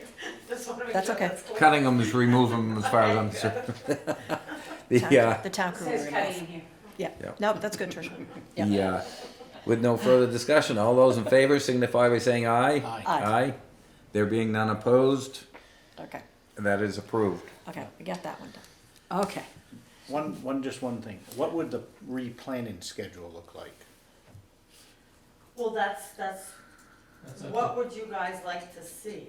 Because I'm willing to take some of the money that I raise to plant some trees in there. The, But what I would like to see is trees that we can manage. Yeah. You know, something that can be pruned, not these 100-foot tall pine trees that are, you know. So, yeah, and part of that might have to be determined because we are gonna have to grind the stumps. So we can maybe try to get a replacement tree close to where those trees similar were. area, yeah. And maybe, Away from the And- power line. not that I wanna give more work to Tricia, but maybe somebody is gonna have to do some research on types of trees that might do better in a park and stuff. Well, the types of trees are listed in the zoning ordinance for the districts, Oh. so. well, that helps. The what? I'm sorry? The types of trees that are acceptable per zone are listed in the zoning ordinance. That's great. How about that? That narrows it down, okay, Yeah. great. Well, clearly the sugar maples do well there, in that they're only 44 years old and they're that big. It's either the soil or the trees were super, one or maybe both. Okay, Because I know people are going to ask, when are you gonna replant? yes. Yeah, but That's it. like I said, You're right. it's still a process. You gotta grind the old stumps out and, Right. And I and think from our conversation, I mean, do they have to be in the same exact spot? No. not the No. same exact. No, I but- would not You want wouldn't want them to, Some- probably. Do not put a tree under the, close Power to the power line. line. You know, try to strategically place this. Like the big Christmas tree that we're Yep. cutting down. I know. I mean, I'm more than willing to buy something that's manageable as a Christmas tree, so we can still light it for. Yeah, it's lovely, town Christmas. yeah. You could probably get 50, 60 years, we'll be long gone, nobody will even. Yeah. Well, that's They'll go pretty through this nice. all over again. Oh, they'll be there. That's Tricia's fault. She Yeah. planted that tree. The one thing that we had talked about when we met with Tim is maybe putting them in a little bit different locations, because the way some of them are now, it kind of like, That makes sense. yeah, especially in Yeah. Drew Park, I mean, Yeah. they're just kind of like all over the place, they're not really in a symmetrical, systematic Yeah. type of order. And it'd be nice if they were kind of more Yeah. in order, look nicer, I think. Yeah. So, but, once we get the trees down, and I'll do some research on some trees, and I'll be glad to come back and see what you guys would like. Terrific, How you would like them, and That'd be great. Yeah. we'll go from there. Sounds fantastic. thank you. And thank you for your efforts on Thank that, you. because Thank there you is very things So that have gone will on. you guys let me know about the chess set? I know you said the fence. I think it's fantastic. Yeah, I have no problem with it. So you're okay with me putting the chess set? Yep. Yes. And like I said, that was my only concern when you started talking, that it was gonna be a permanent No, thing. I'll take it but out, I'll take it it's out in not, the winter, that's- because I don't want it sitting there, Yeah. in the weather. It's a good idea. Fantastic. Yeah. No, I like it. I'm gonna let you guys look at this.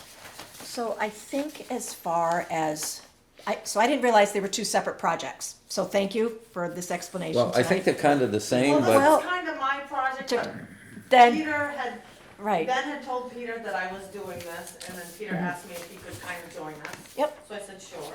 Yep. And, so then, once we looked at Drew Park, Peter asked if we could go to the other parks and look Yep. at the trees, and, you know, we did determine that, Oh. that we do have a lot of. Oh, they need help. And the other parks as well. So that's kind of how it all Yeah. stepped together, but, you know, Yeah. my focus originally was Drew Park with Ben. Mhm. And, you know, and I'm more than willing to, in the future, Mhm. take on a park every year and just kind of do what we can do to make things, Mhm. you know, better. Yeah. So, from Peter's presentation last time, and yes, just seeing that, I think a couple things, like having a better sense of the total project. So like we would have the costs of cutting and or removing, and then we would have the costs associated with the replanting, and whether that's in 1 year or two, but also we need to know where we would get that funded from. And I'm not even talking about the needing to put this out to bid, but in looking at that parks budget from last year, we expended, that's a $35,000 budget, we expended 24 of it. Well, I have the numbers, I went to our finance director today, so that isn't just 35,000 that's available for this, there's, I was just going off the town report. okay. So we don't have just 35,000 available, so I want to make sure that we have a better idea of the total project to know that we can actually fund it. And then I also don't know how we would possibly access the Dow Trust that you talked about, is that available? Cross. It is the Dow, but it's for the Cross Park, yes. Okay. Yeah. So, and we don't know how to do that, but I would hate to get halfway through a project and not know how we are actually going to fund it. The first priority has to be, the trees have to come down, they're a danger. Whether we can replant them that year or we have to wait a year or 2 years, there's some of those trees in Centennial Park that unfortunately are a huge liability. And they're going to need to come down. And if we can bring them, Can I would be more, I mean, of course I only get X amount of money per year, but I would be willing next year to take some more monies to put help trees in replant. Centennial Park if you're gonna cut them down. Great. So, Okay, you know, great to know. the more that I can help with that, I'm more than willing to do that. So, Thank you. you know, that it's not a cost to the town. Thank you. So, thank you. if we Thank can you. do that, that's, I'm more than So- willing to do that. That's my concern is like, there's dozens of branches that have come down and you look at one of those trees and it's obviously, it's got basically 2 trunks where it splits and one of them looks like it's gonna fall over any day. It's, and there's already been kids playing out in the park this spring. And they're loving picking up those great big long branches that are small enough for them to pick up and swing them around. No matter what, we'll find. We've we gotta got find the money. to, like I said, do you know how many trees we were looking at, not including the 4 that, Yeah, so you got the big white birch at the crosswalk. Yes. Yep. I got you. It's the only oddball in the whole park. And then, you've got 3 big ones on the Congo Church side, Okay. mostly up, going, you know, fading towards the courthouse. And then there's one that, is half dead, that's by itself, the other side of the bandstand. And if we cut one half of it off, it's gonna look pretty odd, so I think that one's gonna just come out. I'm not sure if that one needs to be replaced, but the others certainly do. I don't know about the white birch either, cause it's so close to it's close to a maple, pretty close to a maple. And that just seems to be the motif, is sugar maples in that park, for the most part. I'm just gonna suggest that Rivard's estimate is gonna be right off. It's just gonna be completely useless, since Aspen's gonna take four of the 9 or 10 trees he was gonna take down, so he's gonna have to rebid. Yeah. I'm Yeah. guessing. Well, and we're gonna have Do a to competitive bid. do a competitive bid Yeah, on that. And I thank him for giving us a quote, but I don't, like I said, I didn't wanna read the quotes out and then Sure. possibly hamstring no, it makes sense. what, I was trying to hasten along because I know they're in mud season and they're not logging, so they could get in and do it. But given favorable weather, they may be back into the woods soon. so, and appreciate that, but, our normal process is to run an ad for 2 weeks, requesting bids, as well as on the, I think on the town website if possible. Okay. 2 weeks in the Democrat? Yep. 2 weeks in the Democrat and And then we open them up at a sealed bid at one of these meetings? be a sealed bid, and we'll have to set a deadline for those. So we could just limit it to Centennial Park, the work to be done in Centennial Park. I mean, there's some some- stuff up at Soldiers. Hill Park, Soldiers Park, there's, Yep. 3 almost totally dead ash trees on Route 3 that I think are being salt killed. I think if we're going to do it, we take all the parks and do it once. I agree. It sounds like the ones in Drew and Cross Park would be taken care of, the ones that are Right. a problem. So it's Centennial So I would say Soldiers. Centennial Park and Soldiers Park should be part of that Okay. bid process. Okay, Good. all right. Okay, and then we'll have, what, runs for 2 weeks, and then we have to do it in a meeting. 2 weeks, when would the, do you know, Robin, when their deadline for their ads are for the Democrat? Fridays. Friday? So if we got one in Friday, it would run The 24th the 24th and May 1st. and then May 1st. You want it to run for 2 weeks? Yep. And then have them required to be in by May 8th. That would give them a week, yeah, and then we could have it for our May 13th meeting. Yep. Okay. That'll work. Does that sound reasonable? Yep. Good. Have the deadline for sealed bids to be in by May 8th?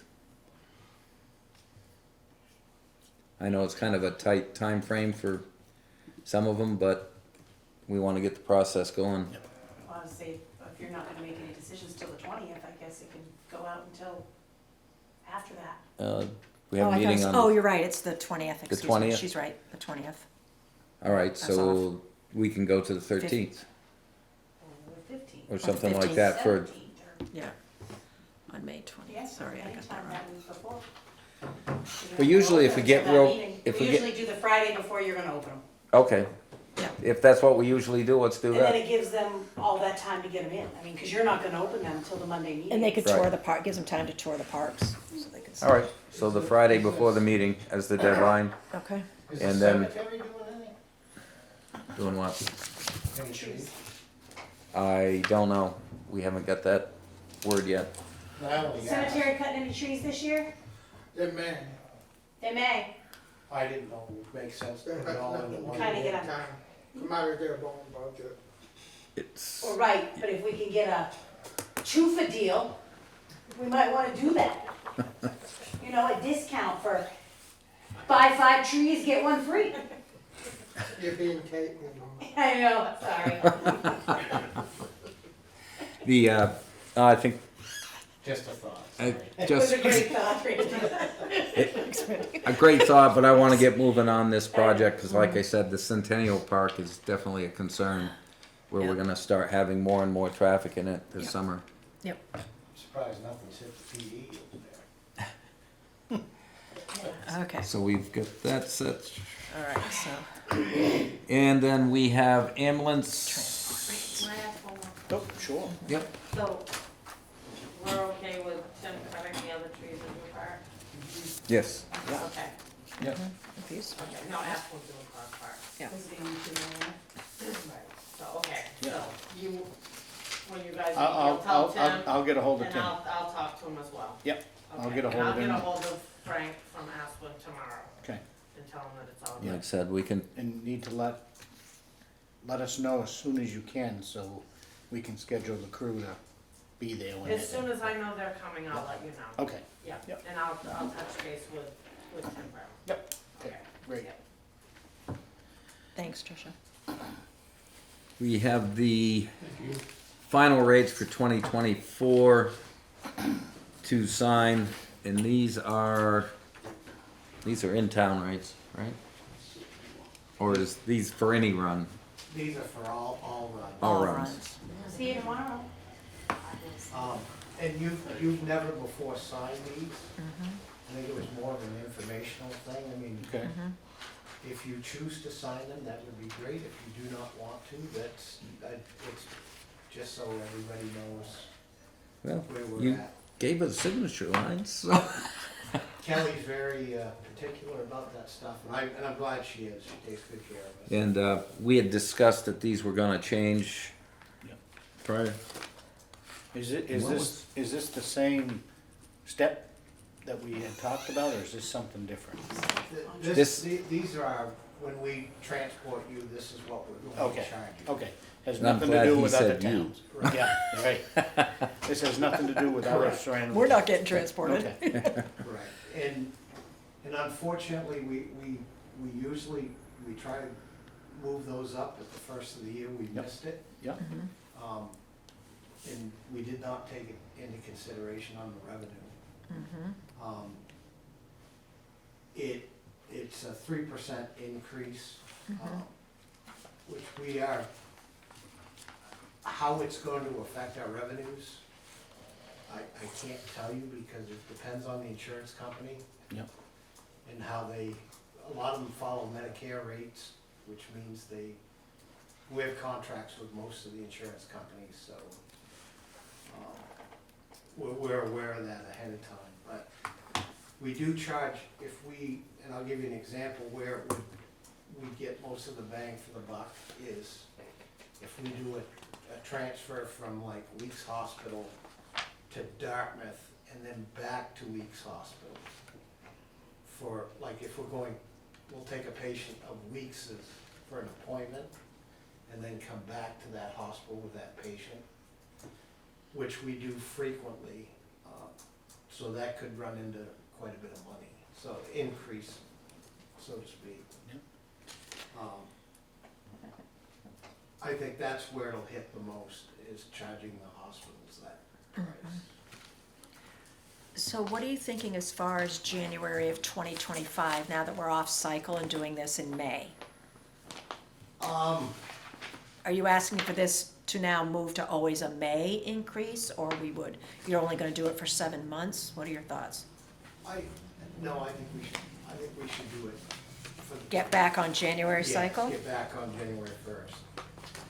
Do you guys wanna take a look at these before I know he says we haven't, and typically we haven't voted to approve these, but since we're operating more on a selectmen's type deal right now until we get a town manager, I'd like you to look on them, and then Yeah, if you've got them in your, Yep.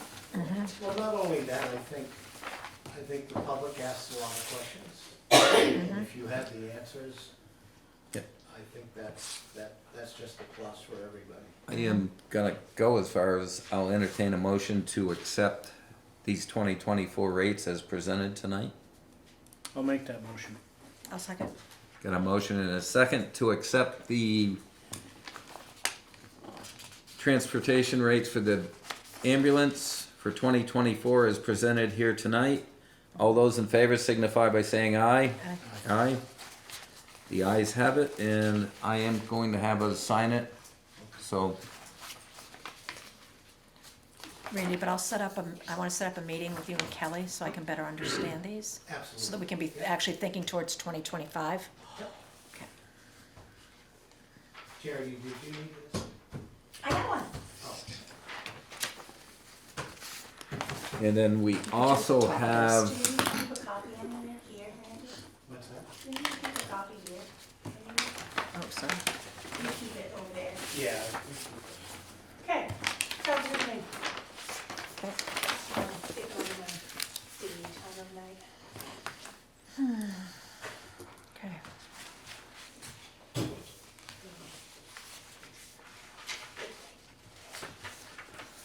The next Any is the other- contract for Yeah. Country Village. Is there a place that we need to sign on this, or? If so, There's his signature. maybe I hope she put the signature page in there. Maybe I'm just. There's his signature page. I'm not seeing it. I'll bring it to the next one. Okay, basically, this is the transport contract with the local nursing home, can't even remember the name, Country Village? Yes. Country Village. And they have added the part in there that was requested. Yep. Actually, we don't have to vote to accept this because this was already discussed. And what was asked of them to include, they've included it. So if you can get the signature sheet in it and leave it in town manager office, and we can come in and sign it as Yep. we can. Okay? Alrighty.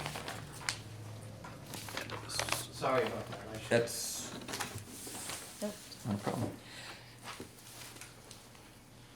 So, can I say something about other business? Then Under- other businesses. Under new business, other business? So, Um, yeah. It dawned well- on me when Tim Green was presenting that we didn't sign the contract for them to do the 2023, 2024, and 2025 audits, because I wanted him to do a presentation tonight. So do we know where that contract is? Well, I have a copy of it that I brought to this meeting when I brought the audit, but I don't think we've signed this because I kind of I pumped the brakes. It must be in a file. Okay. So is that something we approve, same kind of I thing we can think approve so. and then we'll just sign it when she finds the original? Yeah. This is, Yeah.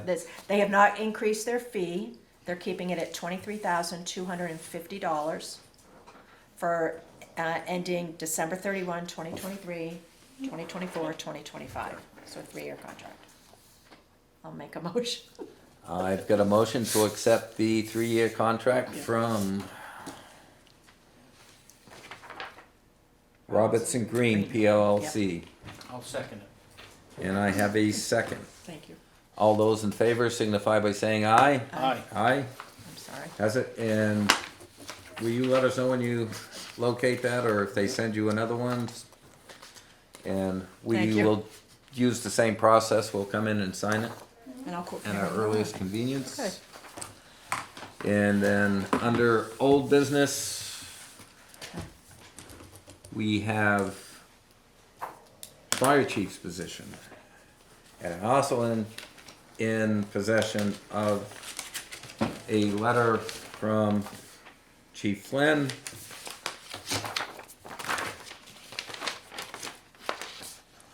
And this is the only copy, right? Or is there a copy? That's the only one. So I'll read it. It says, "Dear Select Board, I am writing in response to my letter of retirement as of September 31st, 2024. After a lot of thought and life changes, I would like to rescind my letter of retirement. I know the town management is changing and would like to be part of it. I feel that I have made positive changes within the fire and EMS department and would like to be part of it moving forward. Thank you for your consideration, Randy Flynn." And we also have a letter of support for such a move from one of the EMTs that currently serve with him, and you guys can read that.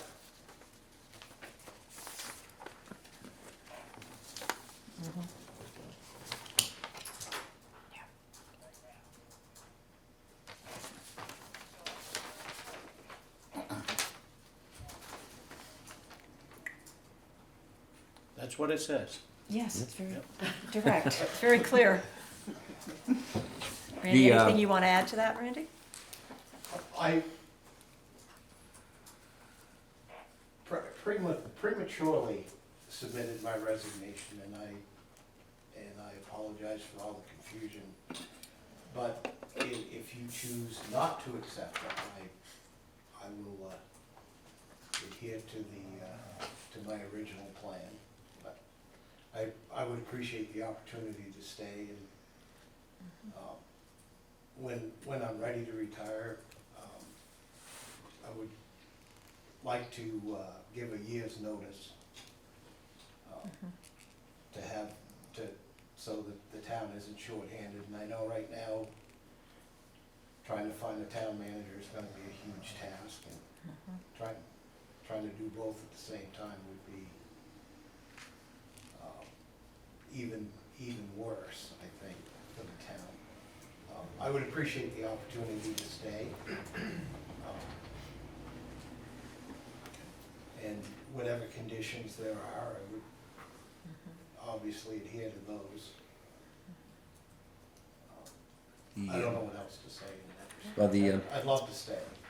I have had discussions with Randy on that, and I told him that if the board accepted that, the only provision I would put on that is that I would ask him to stay for at least a year after the new town manager is in place, to help smooth that transition, so there's not, and he has told me that he's more than willing to do that. So, I'll make a motion to rescind Chief Flynn's resignation letter. I'll second it. we've got a motion and a second to accept the rescission of Chief Flynn's retirement. Yeah. Is there any further discussion from the board? No. Seeing none. All those in favor signify by saying aye. Aye. Aye. The ayes have it, and Thank you very much. Welcome back. Thank you. Okay. Oh, yes. and then we have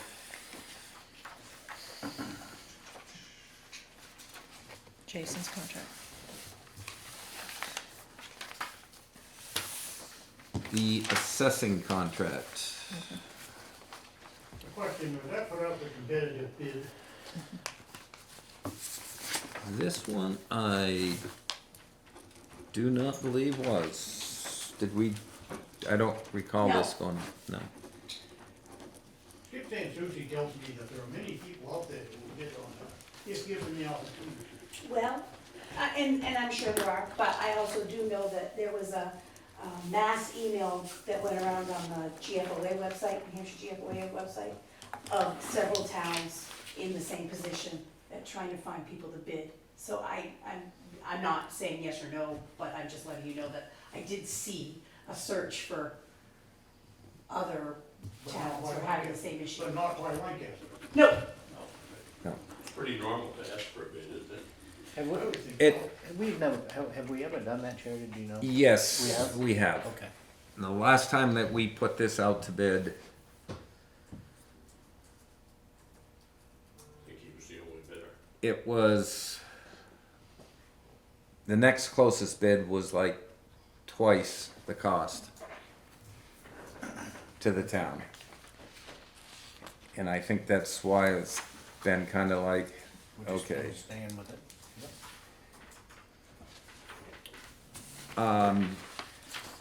He delivered kind of late this year, didn't he, like 4 months late, Yeah. held up a lot of stuff? 20 days. Yeah. He delivered 20 days late, and his pay was deducted accordingly. Yes. And there is penalties contained within this contract. Within the contract. From my perspective, I had a couple of questions that I would like to ask Jason that I couldn't get answers to today. So I'm not prepared to approve this tonight. All right. Okay. The, I guess the biggest thing and the question I have, and I can't tell, is I'd like to compare the last contract with this contract. I don't as know. far if- as the details, Yeah, I don't know if there's been any changes within this contract, or if we're basically just re-signing the contract we signed prior. Is this a one-year contract? I haven't. I'm looking at it, yes. and it It is says 1 year? for the calendar year of 2024. So that was the same that he had in the past? Yes. Yeah. Yeah.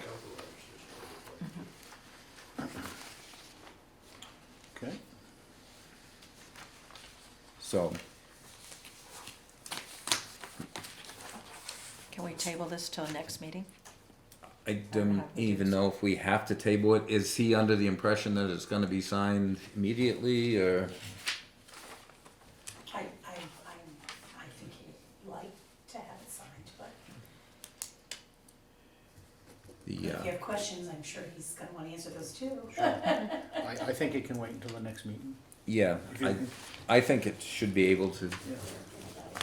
wait, and like I said, I'd like to compare the two contracts. 2023.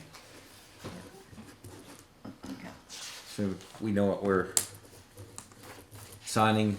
Quite often, these things are looked at by the town manager, and Yep. he gives us the details that, okay, yeah, it's the same contract, or it's not. So I prefer to do that myself at this point. Okay. So we'll pass that down. Awaiting signatures. A lot of sticky notes.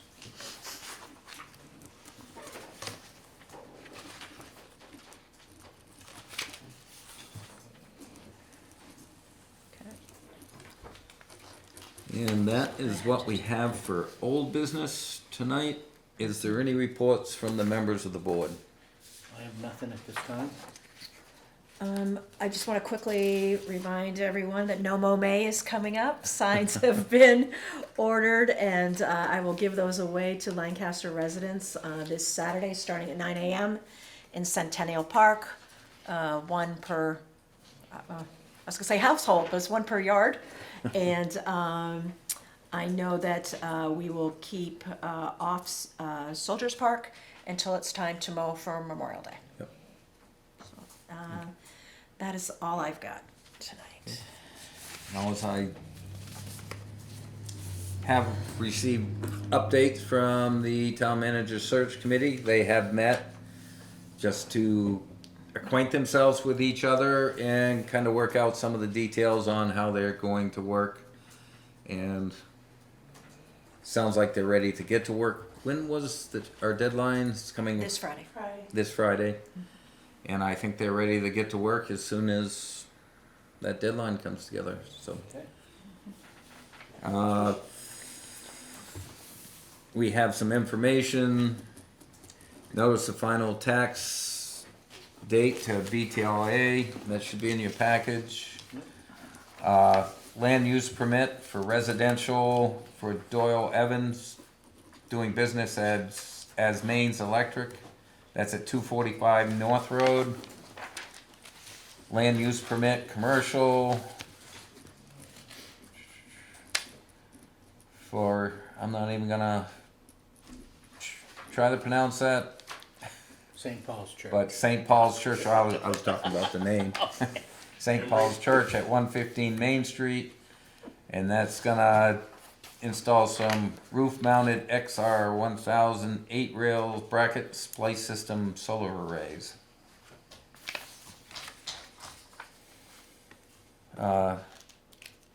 Greg and Lynette Westcott, owner of Foss One Street LLC, 1 and 3 Foss Place, construct 2 wood-framed 26 by 8 by 36 by 14, 11, 3/4.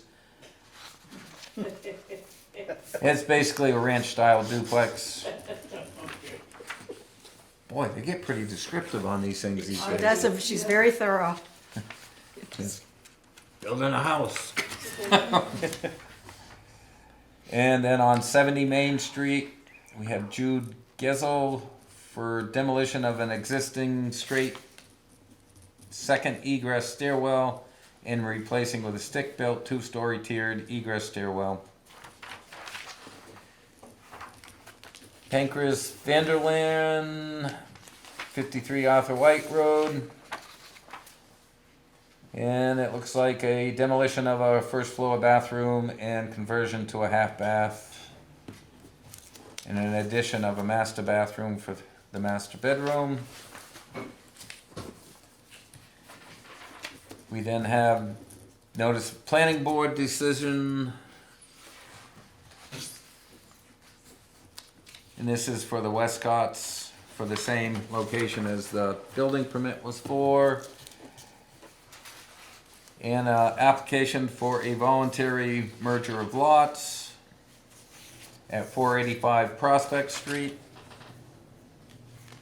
Another notice of decision by the zoning board, which was approved with conditions for 79 Main Street LLC.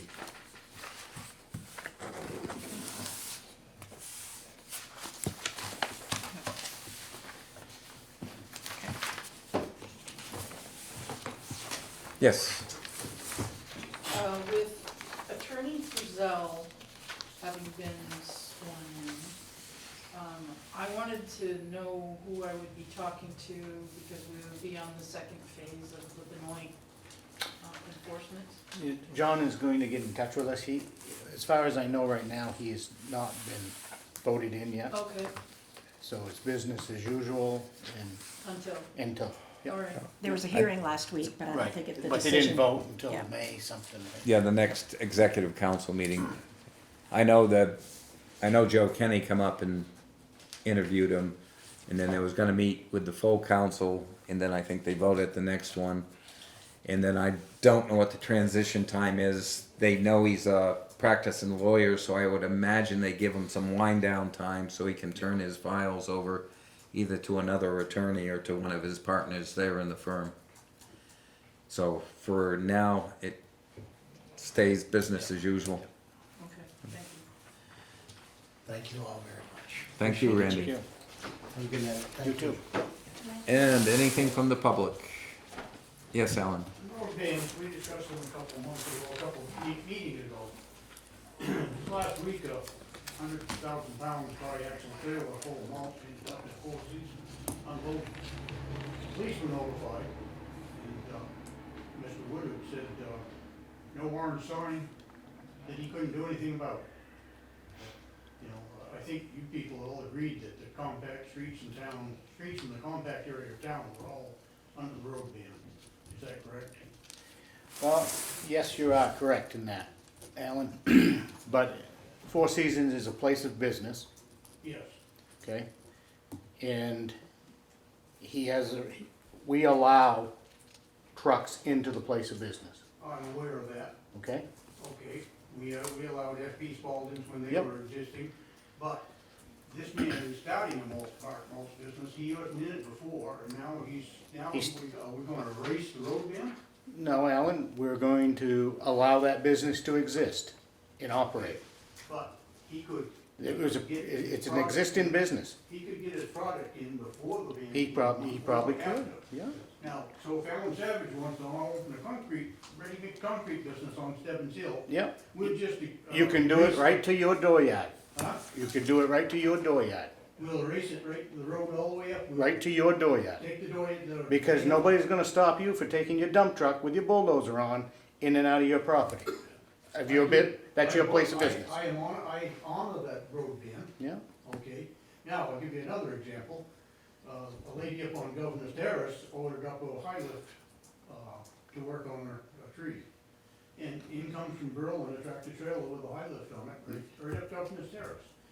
My point here is, we've got one ad in the Democrat saying that the compact streets of town are done, are banned until the orange ones come on. Chief Woodard said, oh, I can't do anything about it if there isn't an orange sign up there. well, He said, per the town office, he was told that. Now, who told him that? I have no idea. So yes, so are you agreeing that if we don't have an orange sign up, that you can? I am agreeing to that to a person out of town that would not know. Well, that's Okay. right, and it's because of the lack of us advertising it. I think what's happened, Alan, is it's been lax in the town, Very lax, very lax. right? Yep. So nobody really knows how to address it, Right, right? right. Would you agree to that? Yes, I do, and that's Okay. why I guess. So maybe we'll use this as a learning experience, Well, and we'll should. sit down in our department head meetings, and we will discuss this. If this is indeed lack of signage, then we'll take care of it. Well, you can't, we never have, in the old days, we never did, and we never have and never should have to sign every individual street. No, there you go. You've answered your question right So there. we ban all streets in the compact area of town. There should be no exceptions, okay? Just because somebody wants to start a business doesn't mean that they. It's an existing business. Where Four Season is an existing business. He never took $100,000. He gets loads of salt in the summer, wintertime, Yes. springtime, Yes, loads of sand as well when he runs out. yes, but most of those come in, and there's no reason that they can't come in before the bans go on. What I'm saying is, if I'm very back to, if I want to start a concrete business, my doing that, the road ban should not be erased on Stebbins Hill, that should not be allowed. You're a place of business. Huh? You're a place of business. That's right, but I own a place to be in, I don't go in and out of that road, okay? Would you like to add something? Well, there is RSA's with very specific exceptions. Yep. Yes, And existing businesses. it's not existing businesses either. There's very specific milk trucks, heating oil, Agricultural. and sap for maple sugar. And I know that one because I got it added. Oh, because you got that added. And Thank you. it's not even perishable products because it took 2 years to get the maple sugar one in because they wanted to make it very specific to what was going to be included in that ban. The first time we also tried to get the commercial hauling of municipal garbage because there's literally some towns in the northern part of the state that stockpile cans of their municipal garbage until the bans come off, and then that can be hauled south. So we do need to take a look at that. Are there gonna be places that we don't ban? Or we're not? Very specific things in that RSA, and there's not exceptions. It's not perishable products. It's not the sap for maple sugar only come about because we had a engineer at DOT that was being a little bit unreasonable. So Interpretation. But I'll give you another example now. The fellow that wanted to start a wood processing plant on Reed Road was discouraged because it's a banned road, and he was notified that, 2 months out of the year, you will not be able to receive products. And there shouldn't be any favorites in this business. I don't see where there's any favorites, Alan.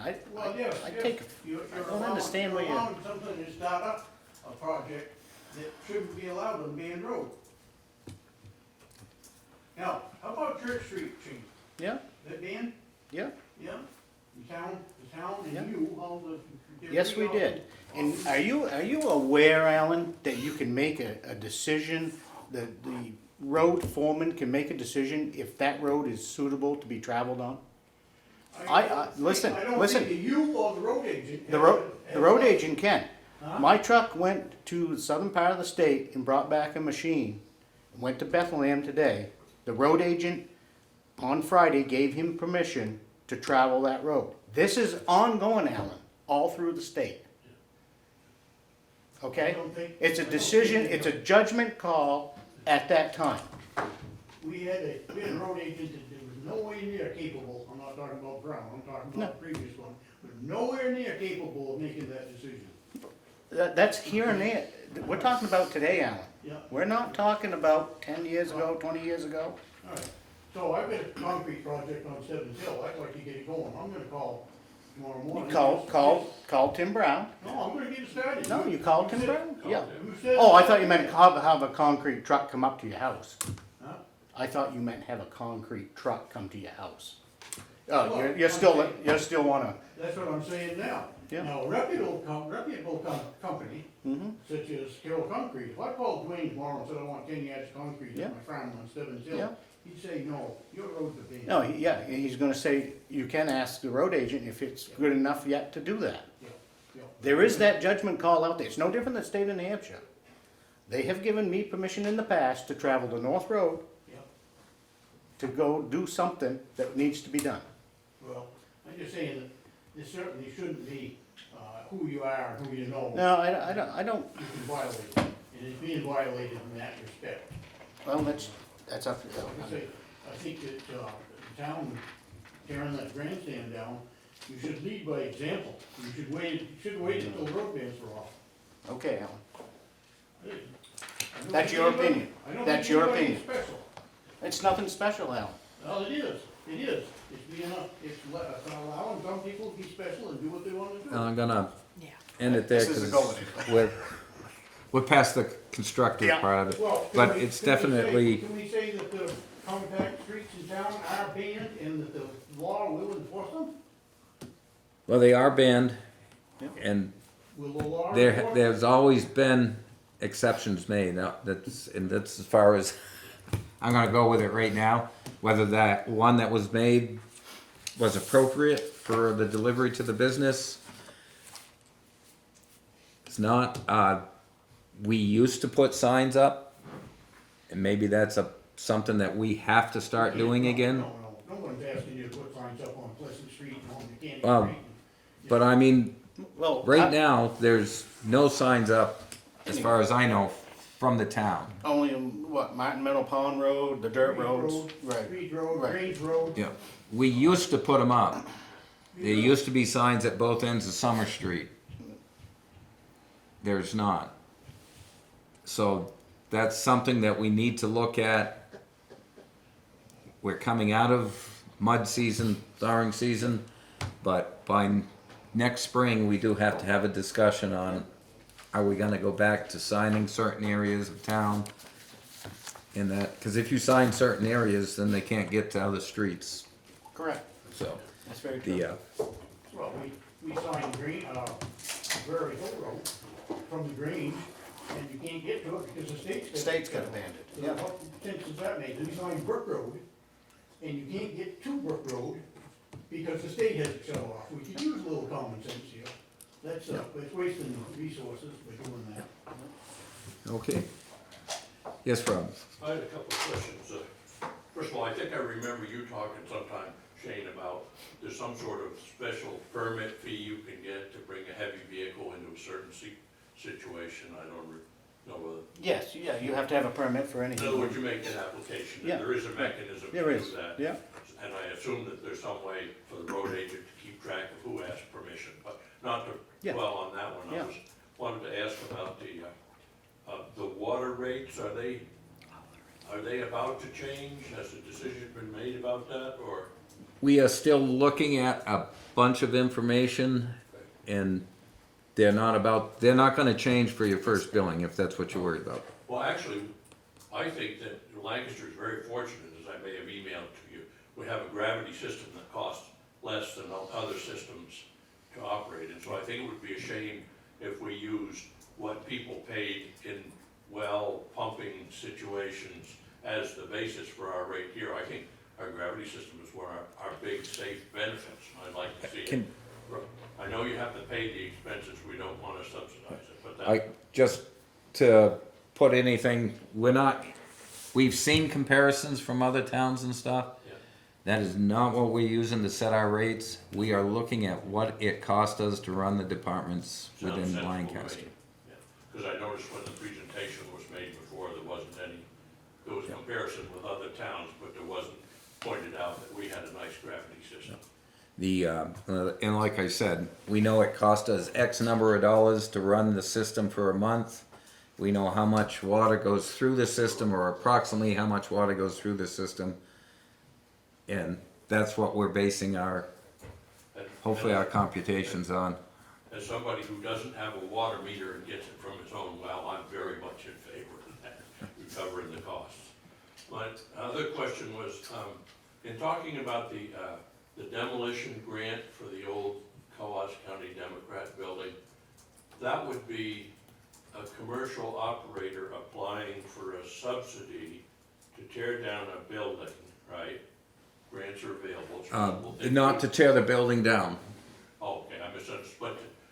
To Renovate. to renovate it. At the same time, would we expect that they would come to us and ask for a 79E exemption so that they didn't have to pay taxes on their improvements for 7 years? If they qualify, they very well could. Is that discretionary at all, or do they automatically get that? There is some discretion, but if they came to us, we would have to look at what we have done for other property owners Yeah. in town and apply the same standards we applied to other property owners. My comment about that would be, that's a very nice thing for commercial people, but if they have a 7-year exemption like Parker J. Noyes does, that means that my taxes are paying what they are not paying for 7 years. And I'm all in favor of commercial development, but I'm not really in favor of paying for it myself if they're making money off of the property. And I also wanted to make that comment because the 79E exemption, as I understand it, is for a sort of historic district and for the downtown, and so that's not fair to people who are not in the historic district of downtown. That's my comment about it, that's all. I think believe we we've gotta had know what other the rules say. property owners outside of the historic district that have applied for a similar thing. I remember Vinny got one, they brought it as a warrant article. The town approved, I think it's 7242. It's a commercial, in The commercial zone. Yep. thing of it, yeah. Thank you, that was my comment. Yep. Anything else? Seeing nothing else, entertain a motion to adjourn. I'll make that motion. I've got a motion, do I have a second? I'll second. A motion and a second to adjourn, all those in favor signify by saying aye. Aye. Meeting's adjourned, thank you all. I'd like to thank the select board, I think it's the world's record marathon situation that started at 5 o'clock.